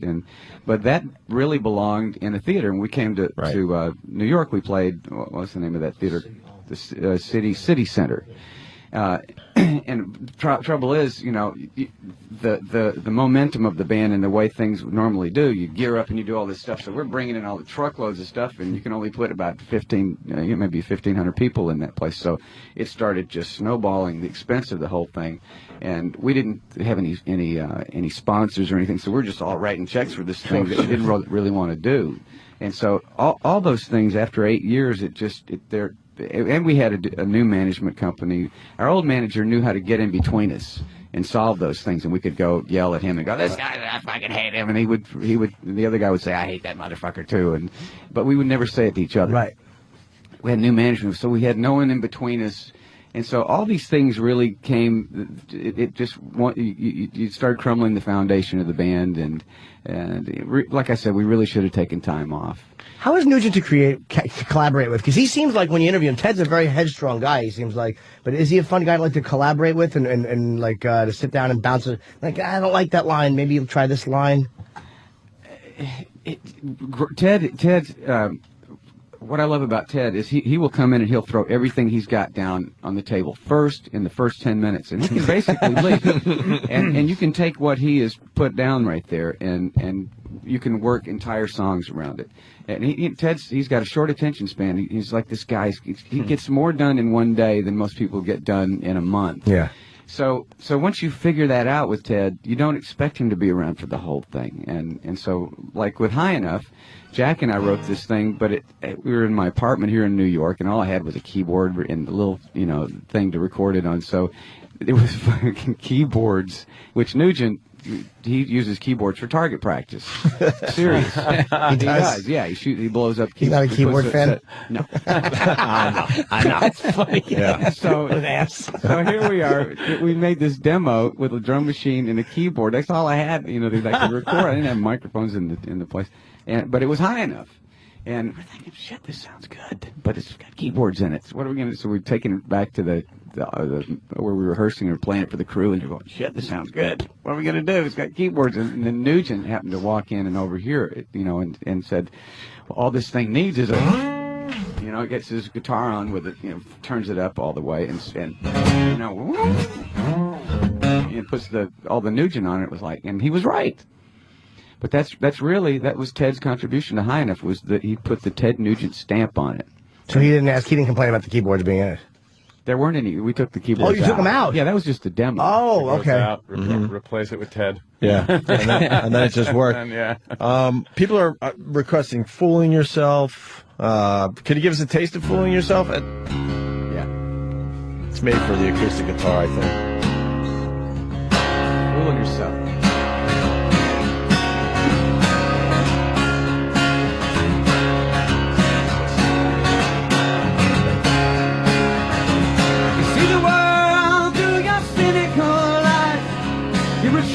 Young man, I can tell you got it all in the palm of your hands. Your hands are wet with sweat, and your head needs a rest. And you're fooling yourself if you don't believe. You're kidding yourself if you don't believe it. Why must you be such an angry young man when your future is quite right to me? How can there be such a sinister plan that could hide such a lamb, such a caring young man, and you're fooling yourself? You don't believe it. You're killing yourself if you don't believe it. Yeah, I'll get back on your feet. You're the one they can beat, and you know it. Yeah, come on. Let's see what you got. I'll just take your best shot and go away.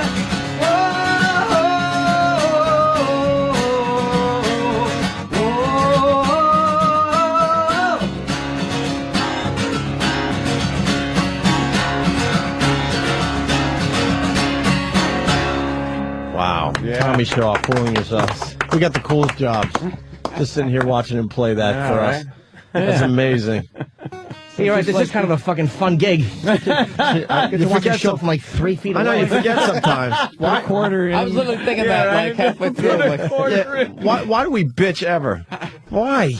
Why do we bitch? So cool, man. And they said that you don't like playing Babe, and that's fine. You know, but I remember the first song I was telling them before, and I really got a fucking beating for it, was that the first song I ever had associated with a girl was Babe, and then here's one of the guys in the band fucking singing. Hey, look, I wrote the solo part to that song. We played it one time, and it just does. That's a personal song that Dennis wrote for his wife. Yeah. He asked us not to play it. He asked me, because there were a couple of times where we kind of took the piss out of it, in Chicago, and one time in particular, Damn Yankees played there, and we're all full of ourselves, and there's still a little bit of rivalry going on back then, and so we're at the World Theater, I think, and we did this thing. I come out, in the middle of the Damn Yankee set, instead of playing "Come Again," I go, I always wanted to play this song, so I started playing "Babe," and Nugent's kind of hovering over me, like, and he said, he taps me on the shoulder. He said, "Look, your guitar's a little bit out of tune. Let me just check it out for you." And he takes my guitar off and smashes it into the piece and throws it out in the audience. Well, Dennis's daughter was in the audience, and she came back and said that was kind of shit. That wasn't cool. What did you think when you saw her face when she came back? We all looked at You do shit. Oh, we in Chicago? You think you're really funny, and after you think about it, it was like, that wasn't that funny. Hi, I was just thinking of your dad.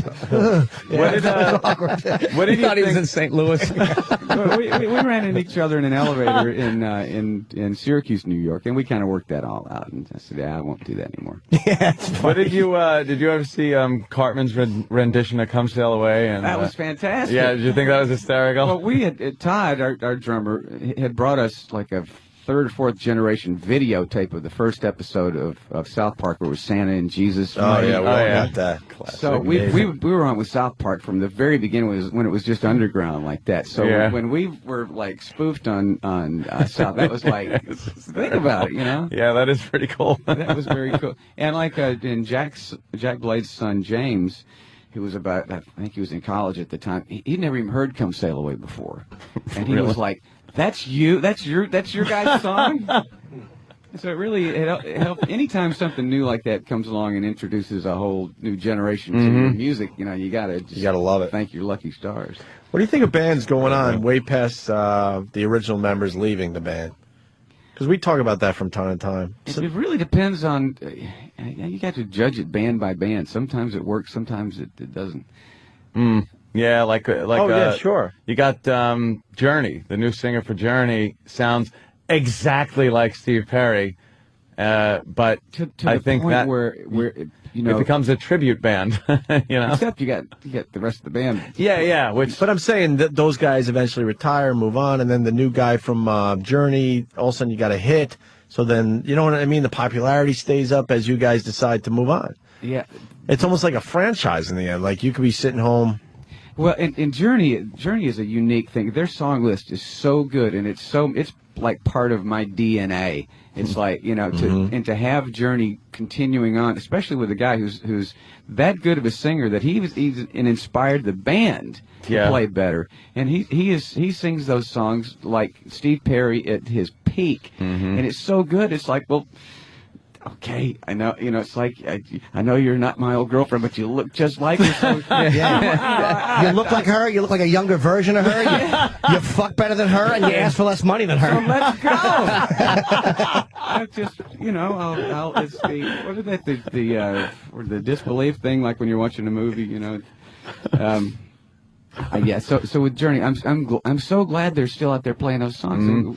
Because you want to hear those songs again. Oh, the places are packed. I mean, I think the biggest thing is the lead singer. The lead singer, the worst is when you go to see a band. I don't mind if everybody gets older, but when you go and the dude can't sing anymore, and the high notes, and they just stick the mic out to the crowd, or they just cut it off really quick, or they just say it instead of singing it. Or that's they got like worst. a line of backup singers doing it. Yeah, that's the like high part of something. Yeah. I guess that's taking care of yourself. Partly just age or something. I mean, you sound fantastic. Well, I mean, you still obviously have the pipes there, which is great. Thanks. Yeah. You know, sometimes you look at it like a say 57 Chevy.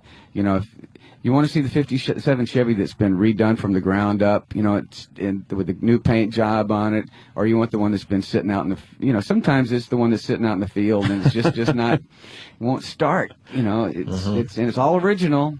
Yeah. But it's not quite rusted out behind a barn. But then you got sometimes the all original one that somebody's taking really good care of. You know? So it's all band by band. You gotta. Yeah. We're heading toward a break, but is there anything else you want to play for us, Tommy, before we hit that break? Or I mean, you've done a great job. Is there something new that you have, like that you're promoting? Yeah, I don't know where you want us to go with well, this. Well, we got Kevin and I wrote this. Kevin Cronin and I wrote this "Can't Stop Rockin'" song. New single to promote the tour. Yeah. With Ario Speedwagon Styx. And everybody in both bands played on it.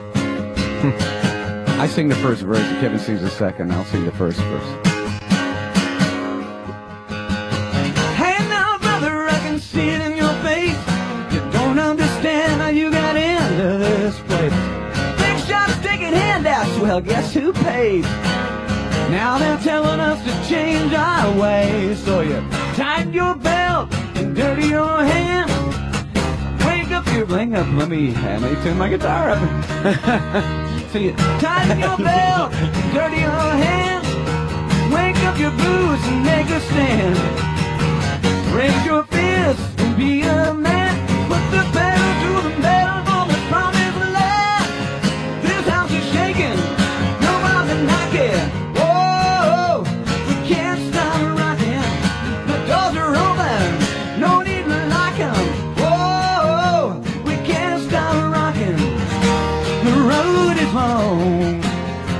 We'll still carry on. You can't stop rocking.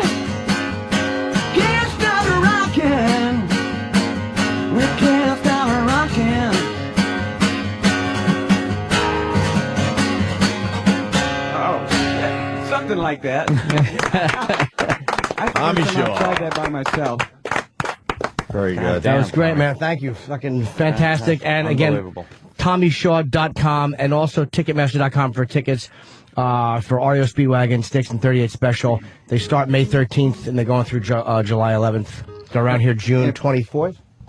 June 24th at PNC. If you're a Rock Band, if you play Rock Band, the video game, this song is available as a download on Rock Band. Okay. So, cool. Rock Band's a sponsor for our tour. That's a good sponsor to have.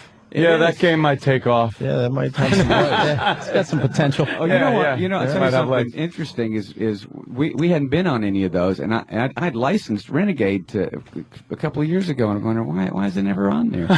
Well, I didn't realize it, but you have to have your original masters because they split it apart so you can turn up the drums and turn up the lead vocals. Right. When we got the sponsorship with Rock Band, we do this new song, we want 3 of your old songs, and so. Like, okay, so let's get the original masters. Well, we can't find them. Nobody knows where they are. They're just out there somewhere. They're in somebody's basement or somewhere. So we're about to have a Rock Band sponsor the tour. We got nothing on it. So we went and re-recorded 3 of the songs. Wow. That sound just like the original masters. When you hear them on there, they're brand new recordings of that. Oh, where the hell did those will pop up someday and be like, hey, look what I found. Oh, someone's attic. Them. Yeah. we thought we had a line on them. The lady whose husband owned the studio where the stuff was recorded, she said, I've got a bunch of stuff in the basement. Not only yours, but a whole bunch of other bands' stuff. Holy been in it for 30 years, but before she gave the stuff up, she said, I really need to be paid for the storage of this stuff for 30 years. And so, trying to get a corporation to do that, they finally figured it out, like the day before a few days before the deadline, and our stuff wasn't in there. So you guys paid her storage, and it wasn't even in there? No, Universal had to work out a deal with her. Yeah. They got a bunch of stuff back, but it wasn't in it. All right. Sean Cassidy. Yeah. William Shatner's original solo work. Awful stuff. Oh, yeah, the worst stuff ever. Let's get Tommy Shaw out of here. That was great, Thanks Tommy. so much, Thanks man, for playing, having me, too. guys. We'd love to have you come back and man. play some more for us. Absolutely. We're going to take a quick break. We got Colin Quinn coming in next? Yes. All right. And The Bill new Burr svelte Colin Quinn has been hanging out with us. He's playing Caroline starting tomorrow night. Get his tickets, 212-757-4100. Opie and Anthony. I just want to say before we start talking to Colin Quinn, how great was Tommy Shaw? Phenomenal. Motherfucker. Really good, man. And by the way, an asshole. Why were you feeling like an Because asshole? I've done nothing but trash that band forever, and then he comes on and he's fucking awesome. I got to say, I was a big Styx fan growing up. I forgot. I know. You know what? It was actually, I like the earlier stuff. Absolutely, the earlier stuff. It's more like that later stuff. It was Mr. Roboto was a good song for a guilty pleasure, like a goof. I hate to say that, but too much time. Too much time on my hands is when the band lost me with all that. That lady, babe, all that. I couldn't stand it. So then I felt like an asshole. Yeah, but you got to go a little deeper, like Castles. What was that Castle song? Castles and. Castles in the sands. Believe me, I wanted to say that, but I was afraid it would be wrong. It's right. Castles. Castles in the sky? Castles. It's only finite amount of places they have castles. Castles in Scotland? That guy he was great. He was great. That's what we're getting at. I'm trying to throw some Styx knowledge. Who gives a shit, even if I had it? He was just telling me some vocal tricks about what? Just about like your voice and me. He said that you had to warm up. Sounds really fucking good, man. Yeah. At this hour, to be able to pull that off, guy was hitting those high notes. He had some nice rasp to his voice too and shit when he wanted cool. to. And he was a good interview. And I told Ed, why didn't we think about that years ago, where you get these guys just to play a piece of a song? Because then you get a lot more songs out of it. Yeah, you get like a verse and then a chorus, another verse, and then you're done. Usually a lecture like that comes in, they play an old classic and then their new song, and that's it. You got 4 or 5 songs out of them. Yeah, it's great. Say to everybody that comes in, hey, do your fucking greatest hits for us. Yeah, come on. Montage of your hits. Go. All right, Colin Quinn lost a lot of weight. Yeah, I told you. 40 pounds, I'm guessing. Yeah, I'd say 40. Wow. Maybe 50. Jesus. Maybe 50? Maybe 50. Are you shitting me? 50? Yeah. Is it depression, or are you actually trying to do something? Way. The AIDS. I like the way he says it. Is depression actually trying to do something? I'm actually trying to do something. But let's talk about Billy's. All right, I'm sorry, Colin. No, that's exactly right. That's a legitimate question. But I'm trying to do something. That's what it is. No, you're doing something good. A one-man show, my friend. Yeah.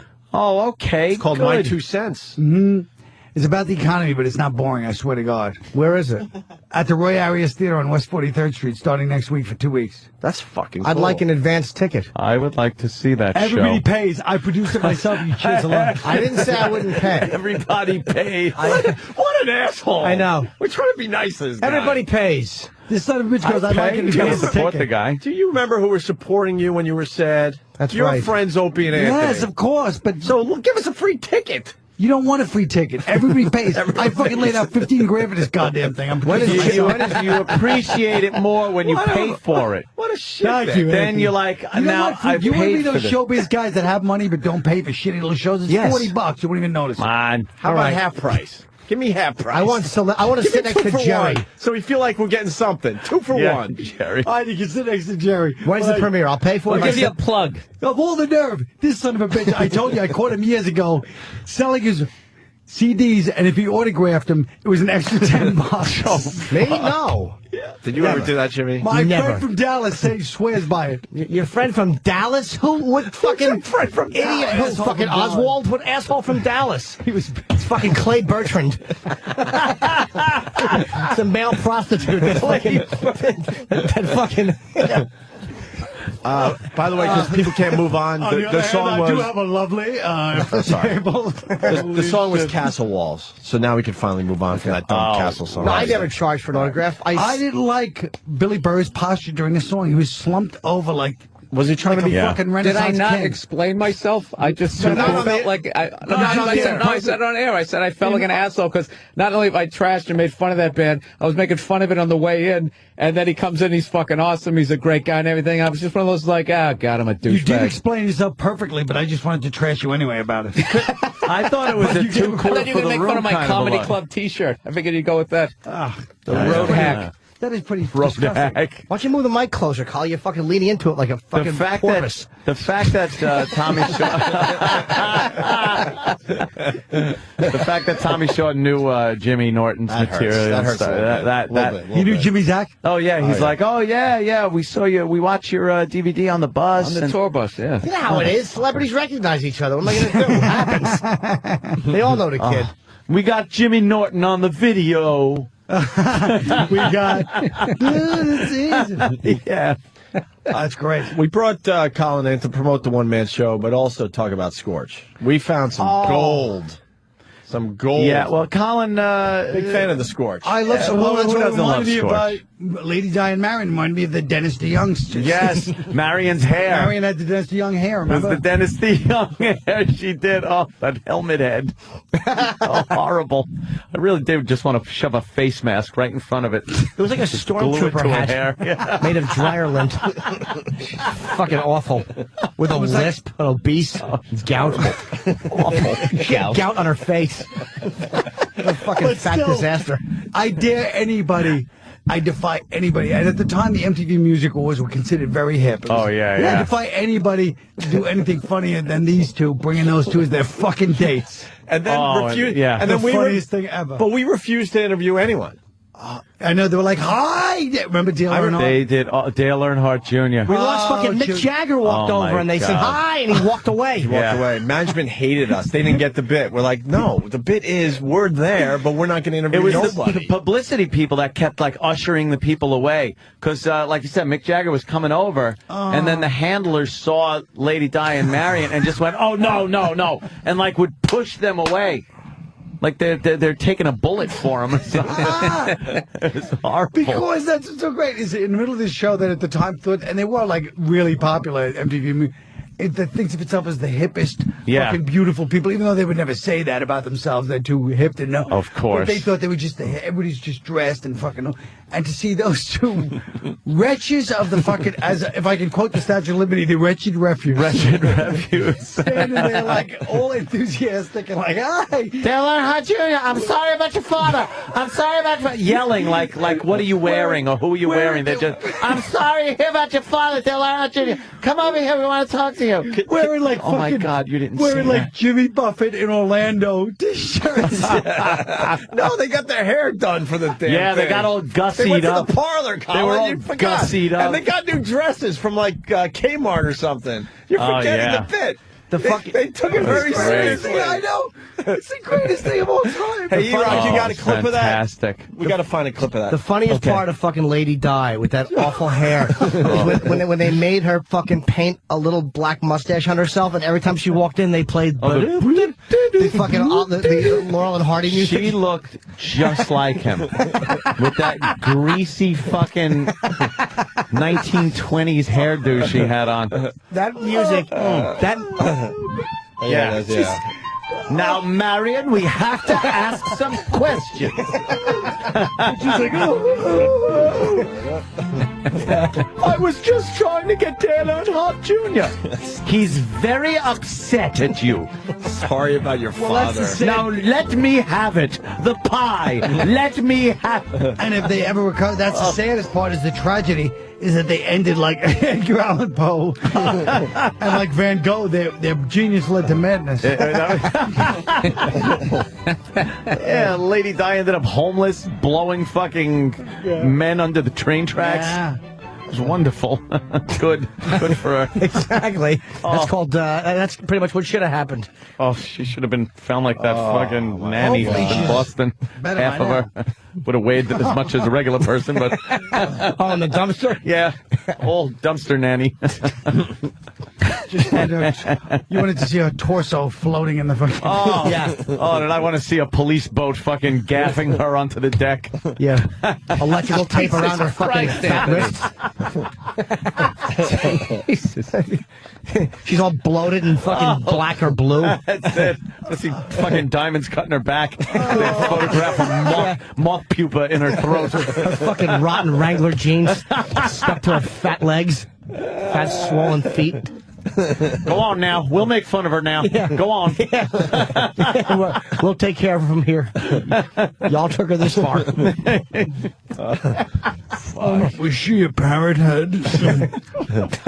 Jesus.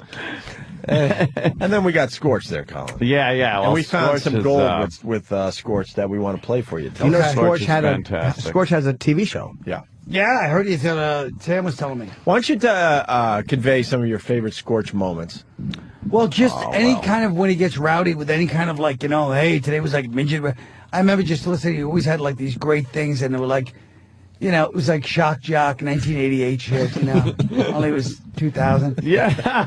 It was like, hey, today we got midget naked wrestler. I mean, it's, Do show dressing. Do show dressing. That was a great one. Is it do show dressing? And Colin was reminding us at the time we had our listeners throw yellow paint on him while he was he's in a Scorch cage. trying to do some good.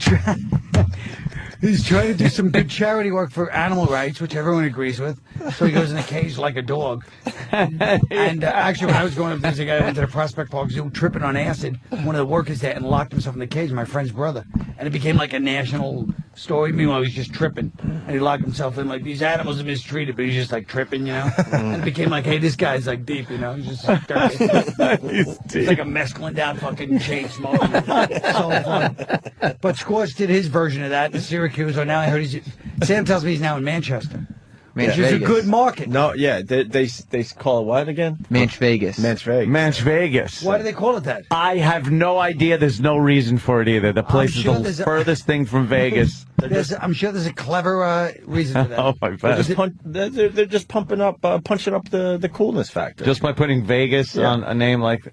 Well, because people think it's like not so much a party town with a name like Manchester, but it is.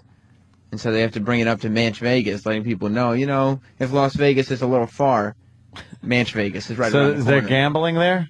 Probably not. I don't know if there's are there casino maybe hotels? Some shiny lights, big light shows. No, it's not it's not known for that. So it's nothing like Vegas. It's more the spirit. The spirit of Vegas. Spirit has this suffix. What goes on? I don't even know what they're saying anymore. Are we going to get what happens in Manch Vegas stays in Manch Vegas? Is that because nobody cares? Yeah, because no one gives a shit. What happens in Manch Vegas story.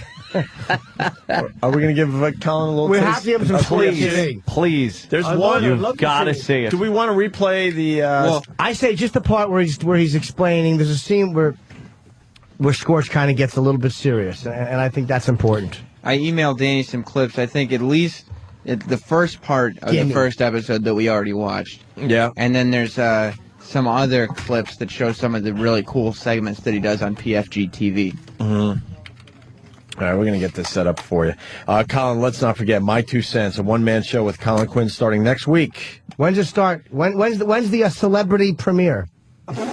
Yeah, you got one of those? Yeah, when's the start? Wednesday. Yeah, when could Jim walk the carpet? No, Wednesday is what? Just opening Wednesday's night? the opening night, but I mean, that's when the celebrity premiere. That's when if Jerry, I haven't contacted Jer, but if Jer comes, and Anthony will get to sit next to his favorite celebrity at my shows, my Aunt Margaret. Hitler. Hey, it was Hitler's birthday last week. Yes, it was. And we're sitting there, and there's this writer for Anthony Jeselnik's writing for Jimmy Fallon. He's a comedian. So I stop him, and he's like, Hitler's birthday. I go, you got to have a joke for it. So just then, Norton passes by. And I go, Jim, I set it up for him, and he came through like the clutch. I go, Jim, hey, everybody. Jimmy Fallon, welcome to me. I pretend I was Jimmy. Hitler's birthday is today. And Jim goes, how can you know how hard it is to find a cake with 6 million candles? Oh, shit. I did that on the show the next day. Oof. That's a bad one. That was a good joke. It is a good one, but it's one of those, oof. Yeah. Here it is, his Scorch. First of all, just the fact that Anthony said oof. Is it July 1st, Colin, your premiere? He must be under some charges. July 1st, it's it's next Wednesday. Yeah, let's get hold on. What are we in now? We're July almost in May. Yes, it's July 1st. I say oof to cover up the fact that I had people over and a party on the 20th. I was going to say that oof sounds like, community service oof. Here it is, Scorch. But I said it wasn't a celebration of the man's birthday and stuff. It was more a celebration look of his back it was a look back at the era, and what it took to defeat the fascism and the Nazis. Right. And, It's like 80s remembrance night at like a nightclub. Lest we forget. 80s night. Yeah, exactly. It's like retrospective. Please play some of this for Carl. Yeah, let's go. Here we go. Scorch. So the setup, Kyle, I think we said it, but he does a TV show from a Chinese restaurant on a Tuesday night. Well, the Chinese restaurant has since burned to the ground. Yeah, it burned to the ground. But It was scorched to the ground. He's trying to do a TV show. There's 20 people in there. You could hear them talking among themselves and ordering food. This is something he does on a weekly basis? Yes, PFG-TV is a weekly show. A weekly show. He goes out and just look at the subtleties, like the panning of the crowd and him talking up the crowd. I like that. I see the pool table in the back already. Yeah, that's always the place you get good Chinese food. There's a pool table in the dining room. All right, here we go.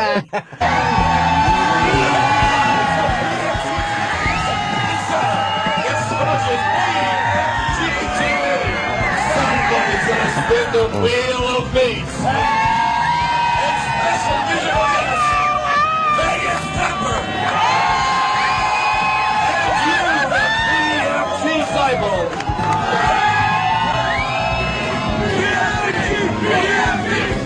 Oh my God. There's nobody there. No.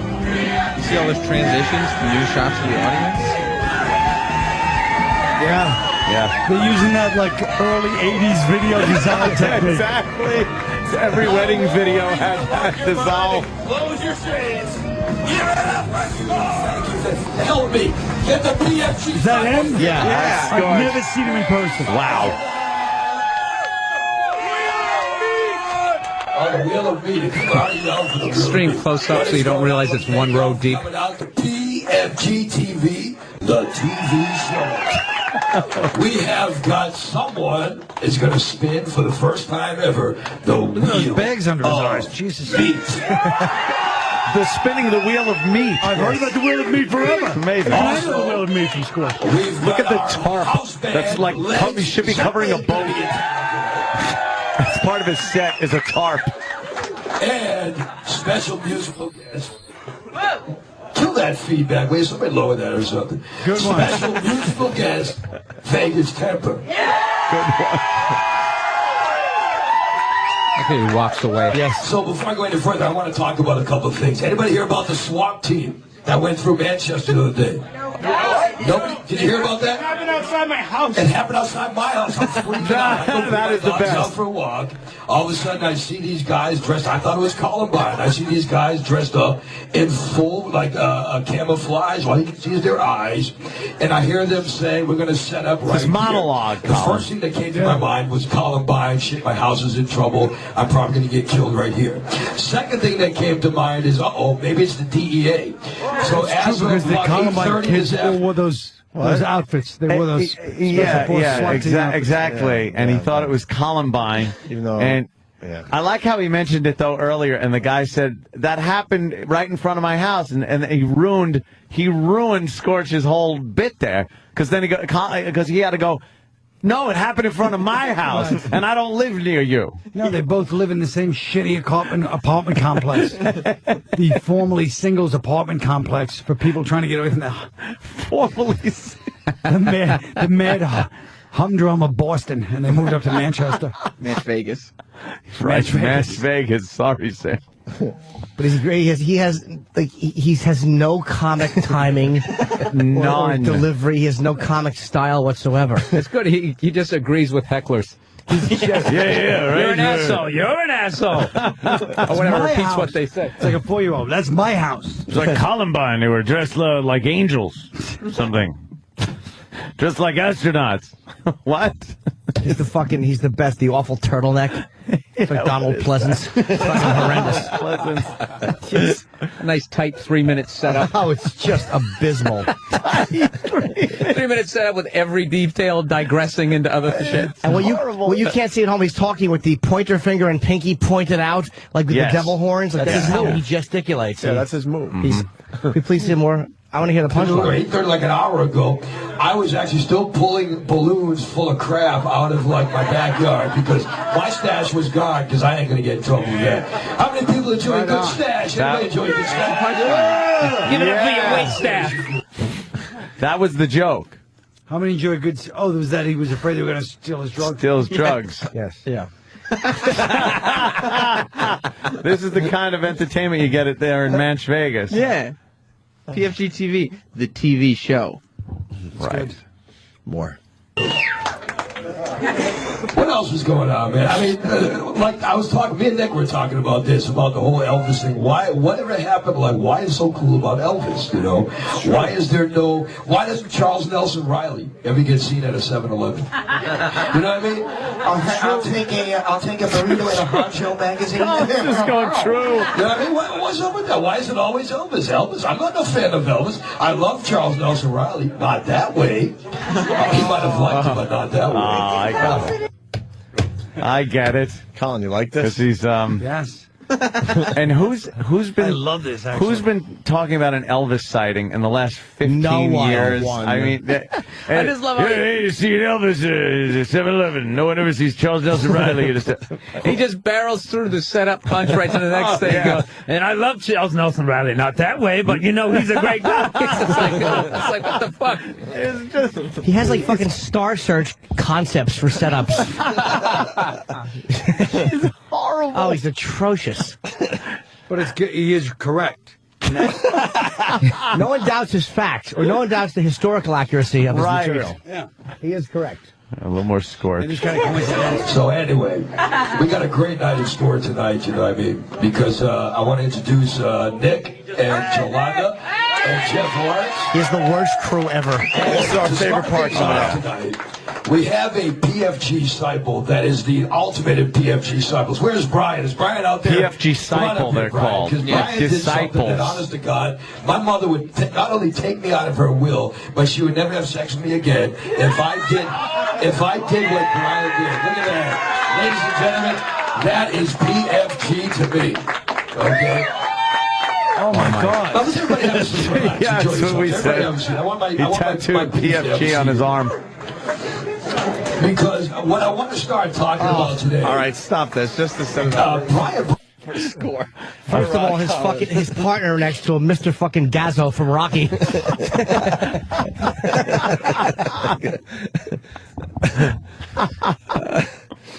Yeah, either that or it looks like Clemenza in 2 when he went to steal the rug.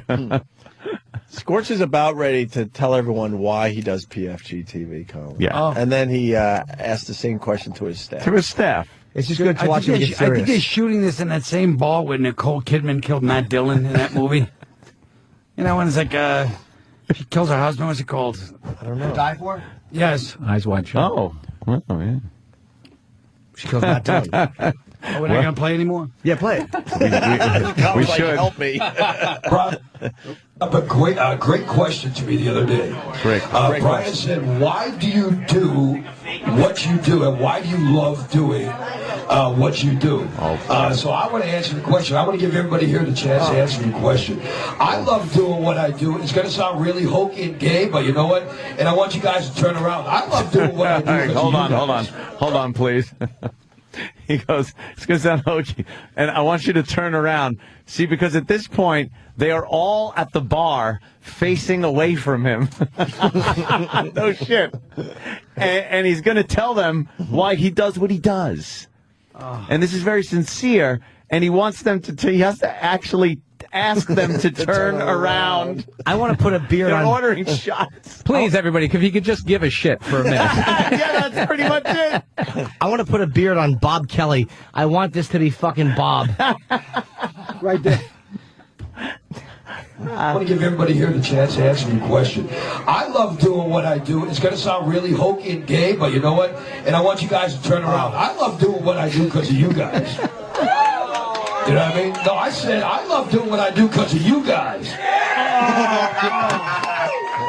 When I was a little kid, I was a little fat, picked on little kid. You know what I mean? And now, I would like to say that I've seen some of the people I've gone to school with, and you know what? I'm looking good. People look at me. I'm looking good. I'm feeling good. I got these fat slobs that I went to school with. Has anybody noticed that? The girls you go to school with that were hot are now fat slobs? They're the ones picking on you? You were right, Rupert, and we were wrong. What's funny is though he's acting like he's a success now, like almost like here I sit at the zenith of the career. It's like he's in a fucking Chinese place with a tarp behind him, bombing. I was your high school principal, Rupert. I like how he's sitting down like he's Cosby. Yeah, like he's earned that. It's just all I can even sit down and suck. He gets up, he approaches the camera. It's like interactive. It's crazy. Oh, yeah. And that fucking rotten crew of his, I can't stop looking at them. I know. That's the worst supporting cast ever. He's horrible. But he is dressed like the young Vito Corleone, right? Yes. That's how Vito was dressed with the little... Yeah, the little mustache. His fucking partners are just complete asses. I do what I do because of you. Well, let's not forget, Sam was one of his partners at one point. That's true. If I hadn't come here, I could have been on. You'd have been right PFG-TV. there. You'd have been sitting right there in this video. Big TV star in Manchester. Yeah, but you wouldn't have paid your dues. You would have taken it for granted. And now you work your way up. Sam, why do you do what you do? What would you have answered?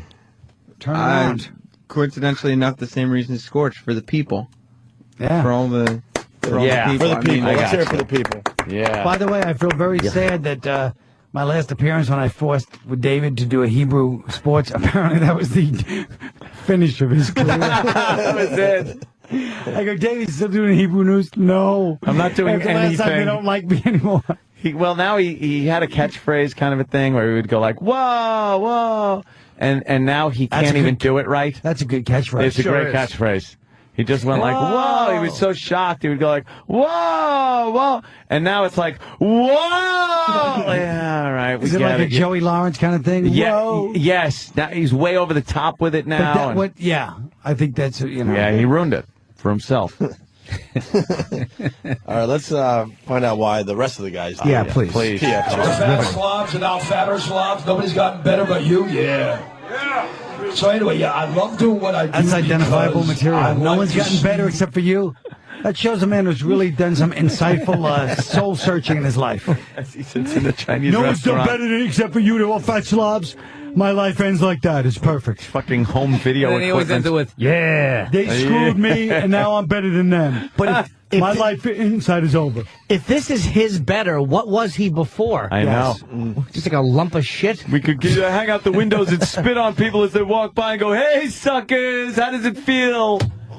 Fucking Rupert. They used to It's pick the on him because best. he used to actually draw that beard on in second grade and wear that turtleneck. The first-hand reaction of the people. I love to be able to be me. I like to get paid to be me. However little or amount, a lot we get paid, I enjoy a paycheck to be me. I like making a living out of having fun. You know what I mean? How many people in here have fun at their jobs? Yeah, They all say yeah. But they're not supposed to be clapping at that. He's like, no, guys, you're not supposed to. Yes, I'm having fun at my job and I'm getting paid. How many people actually get to do that? Yeah. And everyone claps and it's like, well, that kind of shoots my little fucking They're all speech to trained shit. that when you say, how many people here? And let's be honest, I can speak for myself and these two creep comedians. Whenever you're watching this, a little body gut is like, how many times have I been in that fucking bar trying to make 30 people turn around and listen to my fucking shit? Yeah, Bill Rick in 99s. They just hear like, how many people, blah, blah, blah. Yeah, I do. I bet that's what Hitler was saying, just in German. That's how he got him to come around. How many people hate Jews? Yes. Yeah, what did he say? How many people Give me another stein of beer. How many people can't figure out why the economy in Germany keeps fucking up every time? Yeah. How many people are so hungry and it seems like one group of people, I don't know, is doing good. Yeah, Heil. Yeah, I got you. I'm with you, bro. Please, more. We here have a lot of great time. So the bottom line is I like doing what I do. And once again, this is going to sound really hokey because what I do to me is PFG. So let's hear it for us. Now what I want to do is I want to ask Nick, and I want to pass it on. Nick Carpinelli, ladies and gentlemen. Whoa. What are we supposed to do when I say, ladies and gentlemen, Nick Carpinelli, you say what? There you go. What did they say? Hi, Nick? Yeah. Hi, Nick. That's clever. That's something different. You guys are awesome. The reason I do what I do is, I know he said something about being hokey and stuff. He looks like Voss. Yeah. He has no idea, too. He's like Voss if Voss were more insightful. Kids, they're teenagers, and I just want to be remembered for doing something. Okay, I don't want to be the guy that was, I was cleaning his pool. No, I don't want to be that guy. I want my kids to be able to I'm a pool cleaner, asshole. I would be. Exactly. Isolate half your audience. How many pool cleaners are out there? I just want to be remembered for doing something. And this is what he considers being remembered? I've got 3 daughters, and I just want them to look down and go, Daddy was good. And I'm dodging her. Yeah, Voss's vein reaching for a poignant moment. It's humiliating to watch. Not one poignant act in 52 years. It's been fucking just meaningless nonsense on top of itself. I tell you my favorite point, I think it was either on the show or he called in that day after 9/11. He goes, I was on the Jersey. Of course, he was on the Jersey side where he fucking belonged. And he's like, I was on the Jersey side, and my daughters go, what happened, Daddy? Well, this is probably made up, too, by that fool. And I go, honey, girls, there are some people that just don't like us. Because that was the Yes, he called in the show and said, I heard it on here. That was the extent of his knowledge. I wouldn't have been listening anyway. That was all he knew. What are they, Daddy? I don't know. Yeah. But it's been 2 years afterwards. I'm not sure who it was. It might be Indonesian. Who knows? He's coming in tomorrow. Oh, is he? Yeah, Voss will be here tomorrow. What a fucking boob. I don't know if we're going to have time to get to the Scorch bits. Oh, love this. This part is still good. Is this their holiday episode where they felt they needed to give back? I don't know. The very special episode? Yeah. Well, this was the first one. Yeah. All right, hit it. I just want my kids to be able to be proud. I want my kids to be able to say, hey, you know what? My dad was Nick Carpinelli from Rock 101, or Nick Carpinelli from The Mill, or Nick Carpinelli from PFG-TV. No matter what, I want my kids to be able to say, you know what? My dad was that guy. That's what I want. That's the one thing they will say. My dad was that guy. Anybody playing comics this week? Says, just got an email from comics that said the other guy from Opie and Anthony will appear this Thursday. No. Yeah, that's Jim Norton, the other guy from Opie and Anthony. Are you on comics? Nope. That guy. You there all weekend at comics? Nope. Oh, that's Not at great, all. Jimmy. Good. My dad is Maybe that Bill guy. Burr, and he's embarrassed to say it.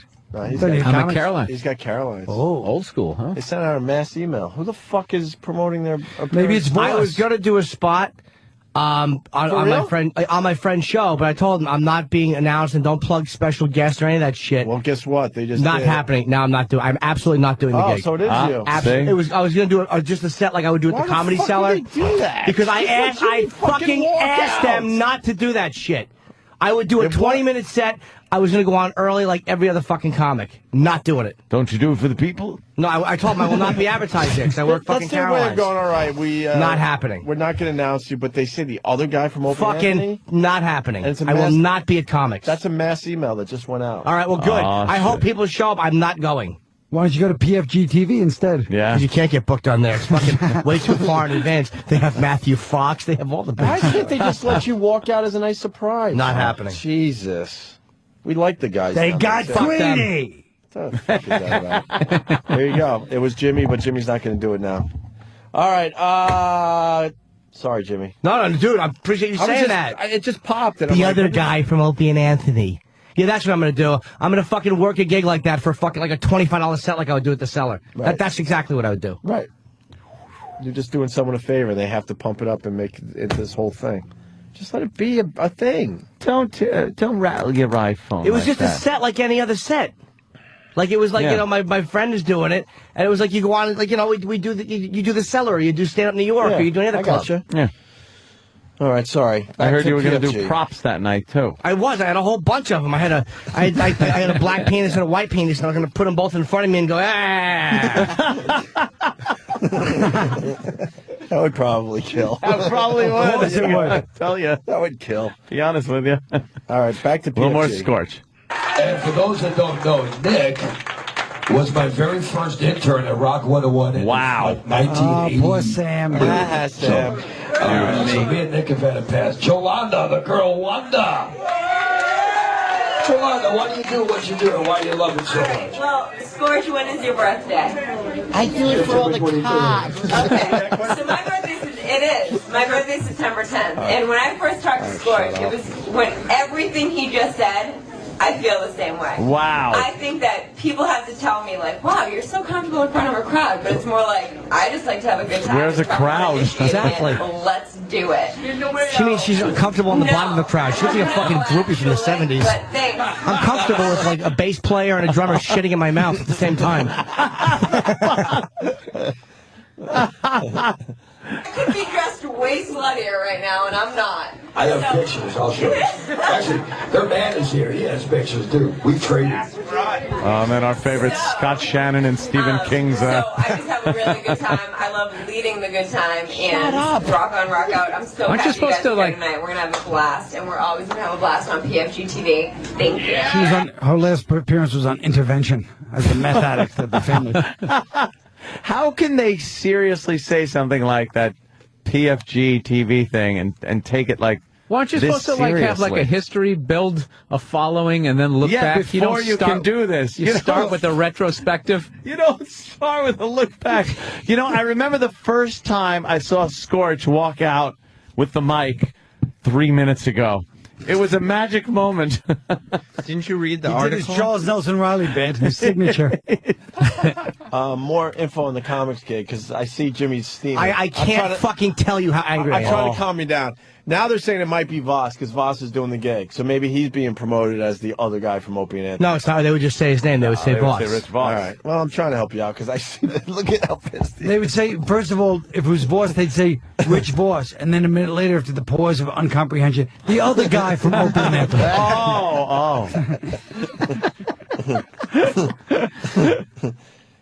Well, Rich will be in here tomorrow with Bill Burr and the Iron Sheik.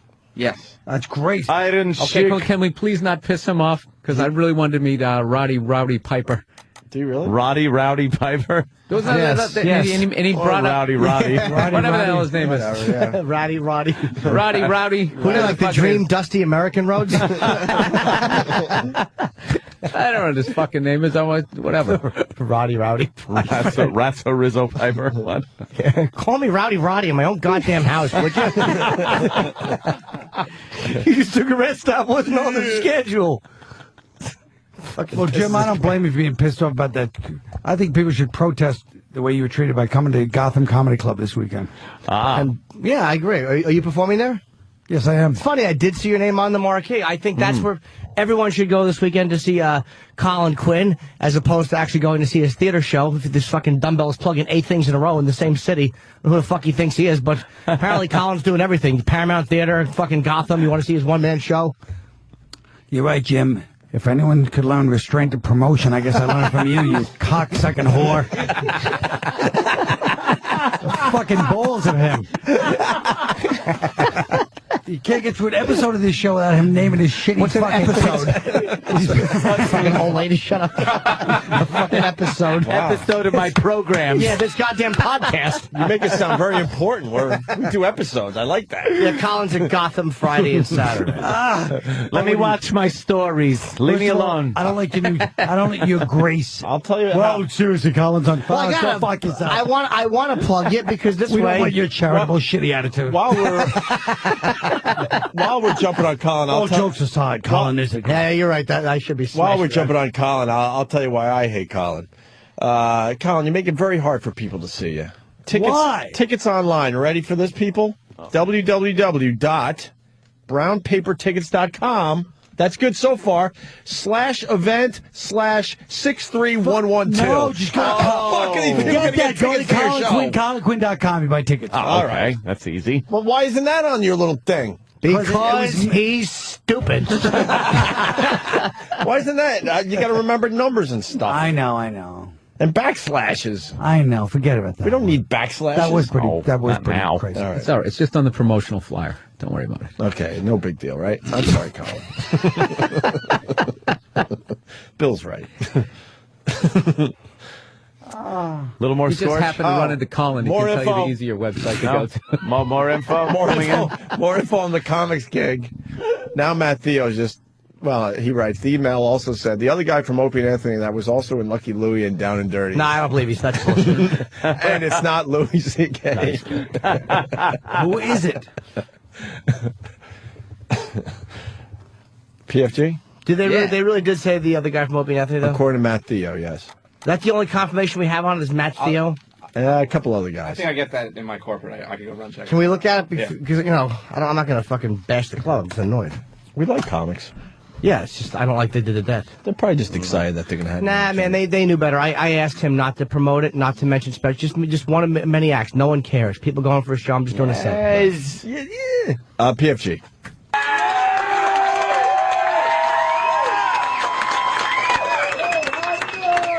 Jeff Lawrence, who me and Jeff met, Nick had a barbecue in his house. I was like, you're Jeff Lawrence, I've heard of you. You might think it was at Nick's house. In his house. Yeah, it was at Nick's house. It's going to be a good story.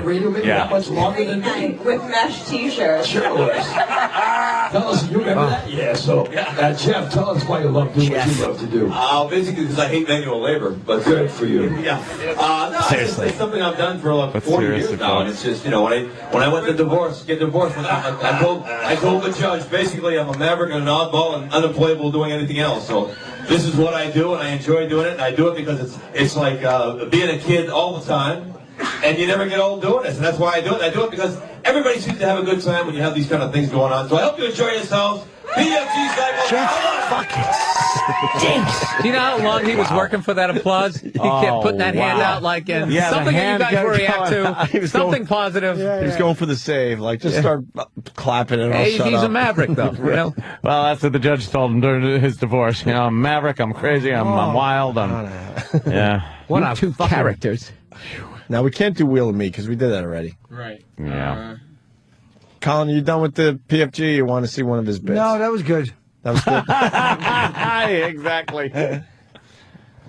Colin, you didn't like my charitable. You didn't like my charitable. I didn't like your graciousness. We were like, okay, guys, back to professionalism. Because I'll tell you why I didn't like it. Because it was also, not only was it charitable and condescending to me, but it was also self-serving because you're like, I have to make sure I get my plugs in, so let's cut the shit.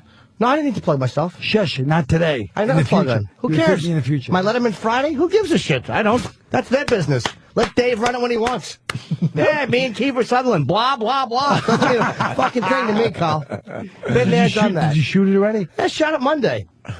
You know, the reason one of my emails is Fat Kiefer is because one day Bob Kelly said I looked like a fat Kiefer Sutherland. And he goes, what's the name of your show? 224. That's funny. That was pretty damn funny. That is really good. I wonder who said that to Bob first. Well, we got to get out of here. Yeah, look at the time. I got for a Christ's tank sake. For Christ's sake. Can somebody trash? Look, either before we leave, somebody either trash his voice, or I want Anthony to do Tony Danza. Wow, that's a hell of a How about choice. Tony Every Danza time I trashing come, I want it to be like I want it to be like, all right, how about Tony Danza, or Voss as Tony Danza? Yeah, how about Tony Danza as Voss? He used to do Bob Kelly Voss Dice. It was the as funniest Tony shit ever. Danza, that's So, right. he did Bob Kelly Voss. Dice. Oh, Jesus. Oh, wow. Dude, Wow. he used to do. Well, yeah, but dice, anything dice is, Yeah. that works. All right, forget it. Religious dice. Colin, How about Tony Dice I haven't Voss? done Danza in fucking since he was All on right, dude. TV. How about Dice Voss? Oh. Colin has to be out of here for another. Who are you being interviewed by next? Sonny That your Fox. That your people getting panicky out. You have people now?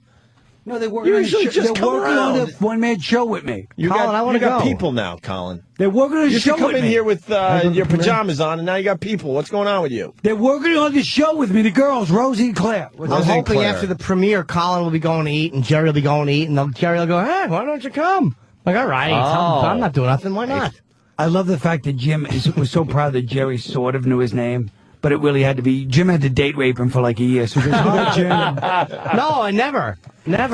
Or he called you James or something. Remember? He calls No, he called me Nortone. That's what they used to call me in high school. I don't know where he got that from, but he goes, Nortone. yeah, that's what they call me. That's what somebody would call somebody if they want to keep distance from him. Nortone. Hey, no tone. No, that's an affectionate term. then- One celebrity greeting. Wait, I'll tell you what it is. It's a guy that's not sure he has the right name. So he says Nortone, so that way if he's wrong, he's like, no, my name is Notinsky or whatever his name. No, I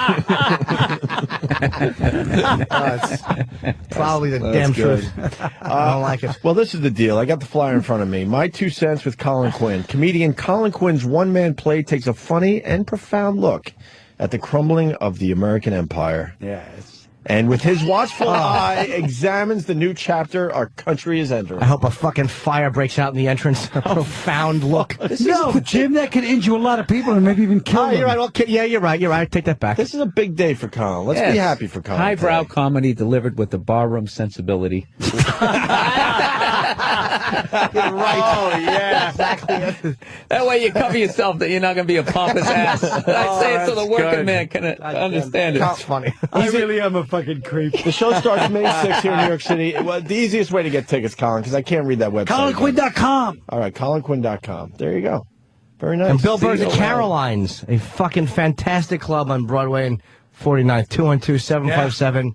Hacking it up for 6 shows. You coming back tomorrow, Bill? Yeah, you are, right? I got nothing better to do. You and Richie Voss? And Iron Sheik. Yeah, maybe we're going to do a tag team headlining.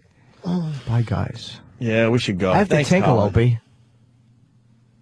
That was a good time. Yeah. That was a good That was You a rock. good What are you doing back there? I feel like I'm watching obese TV.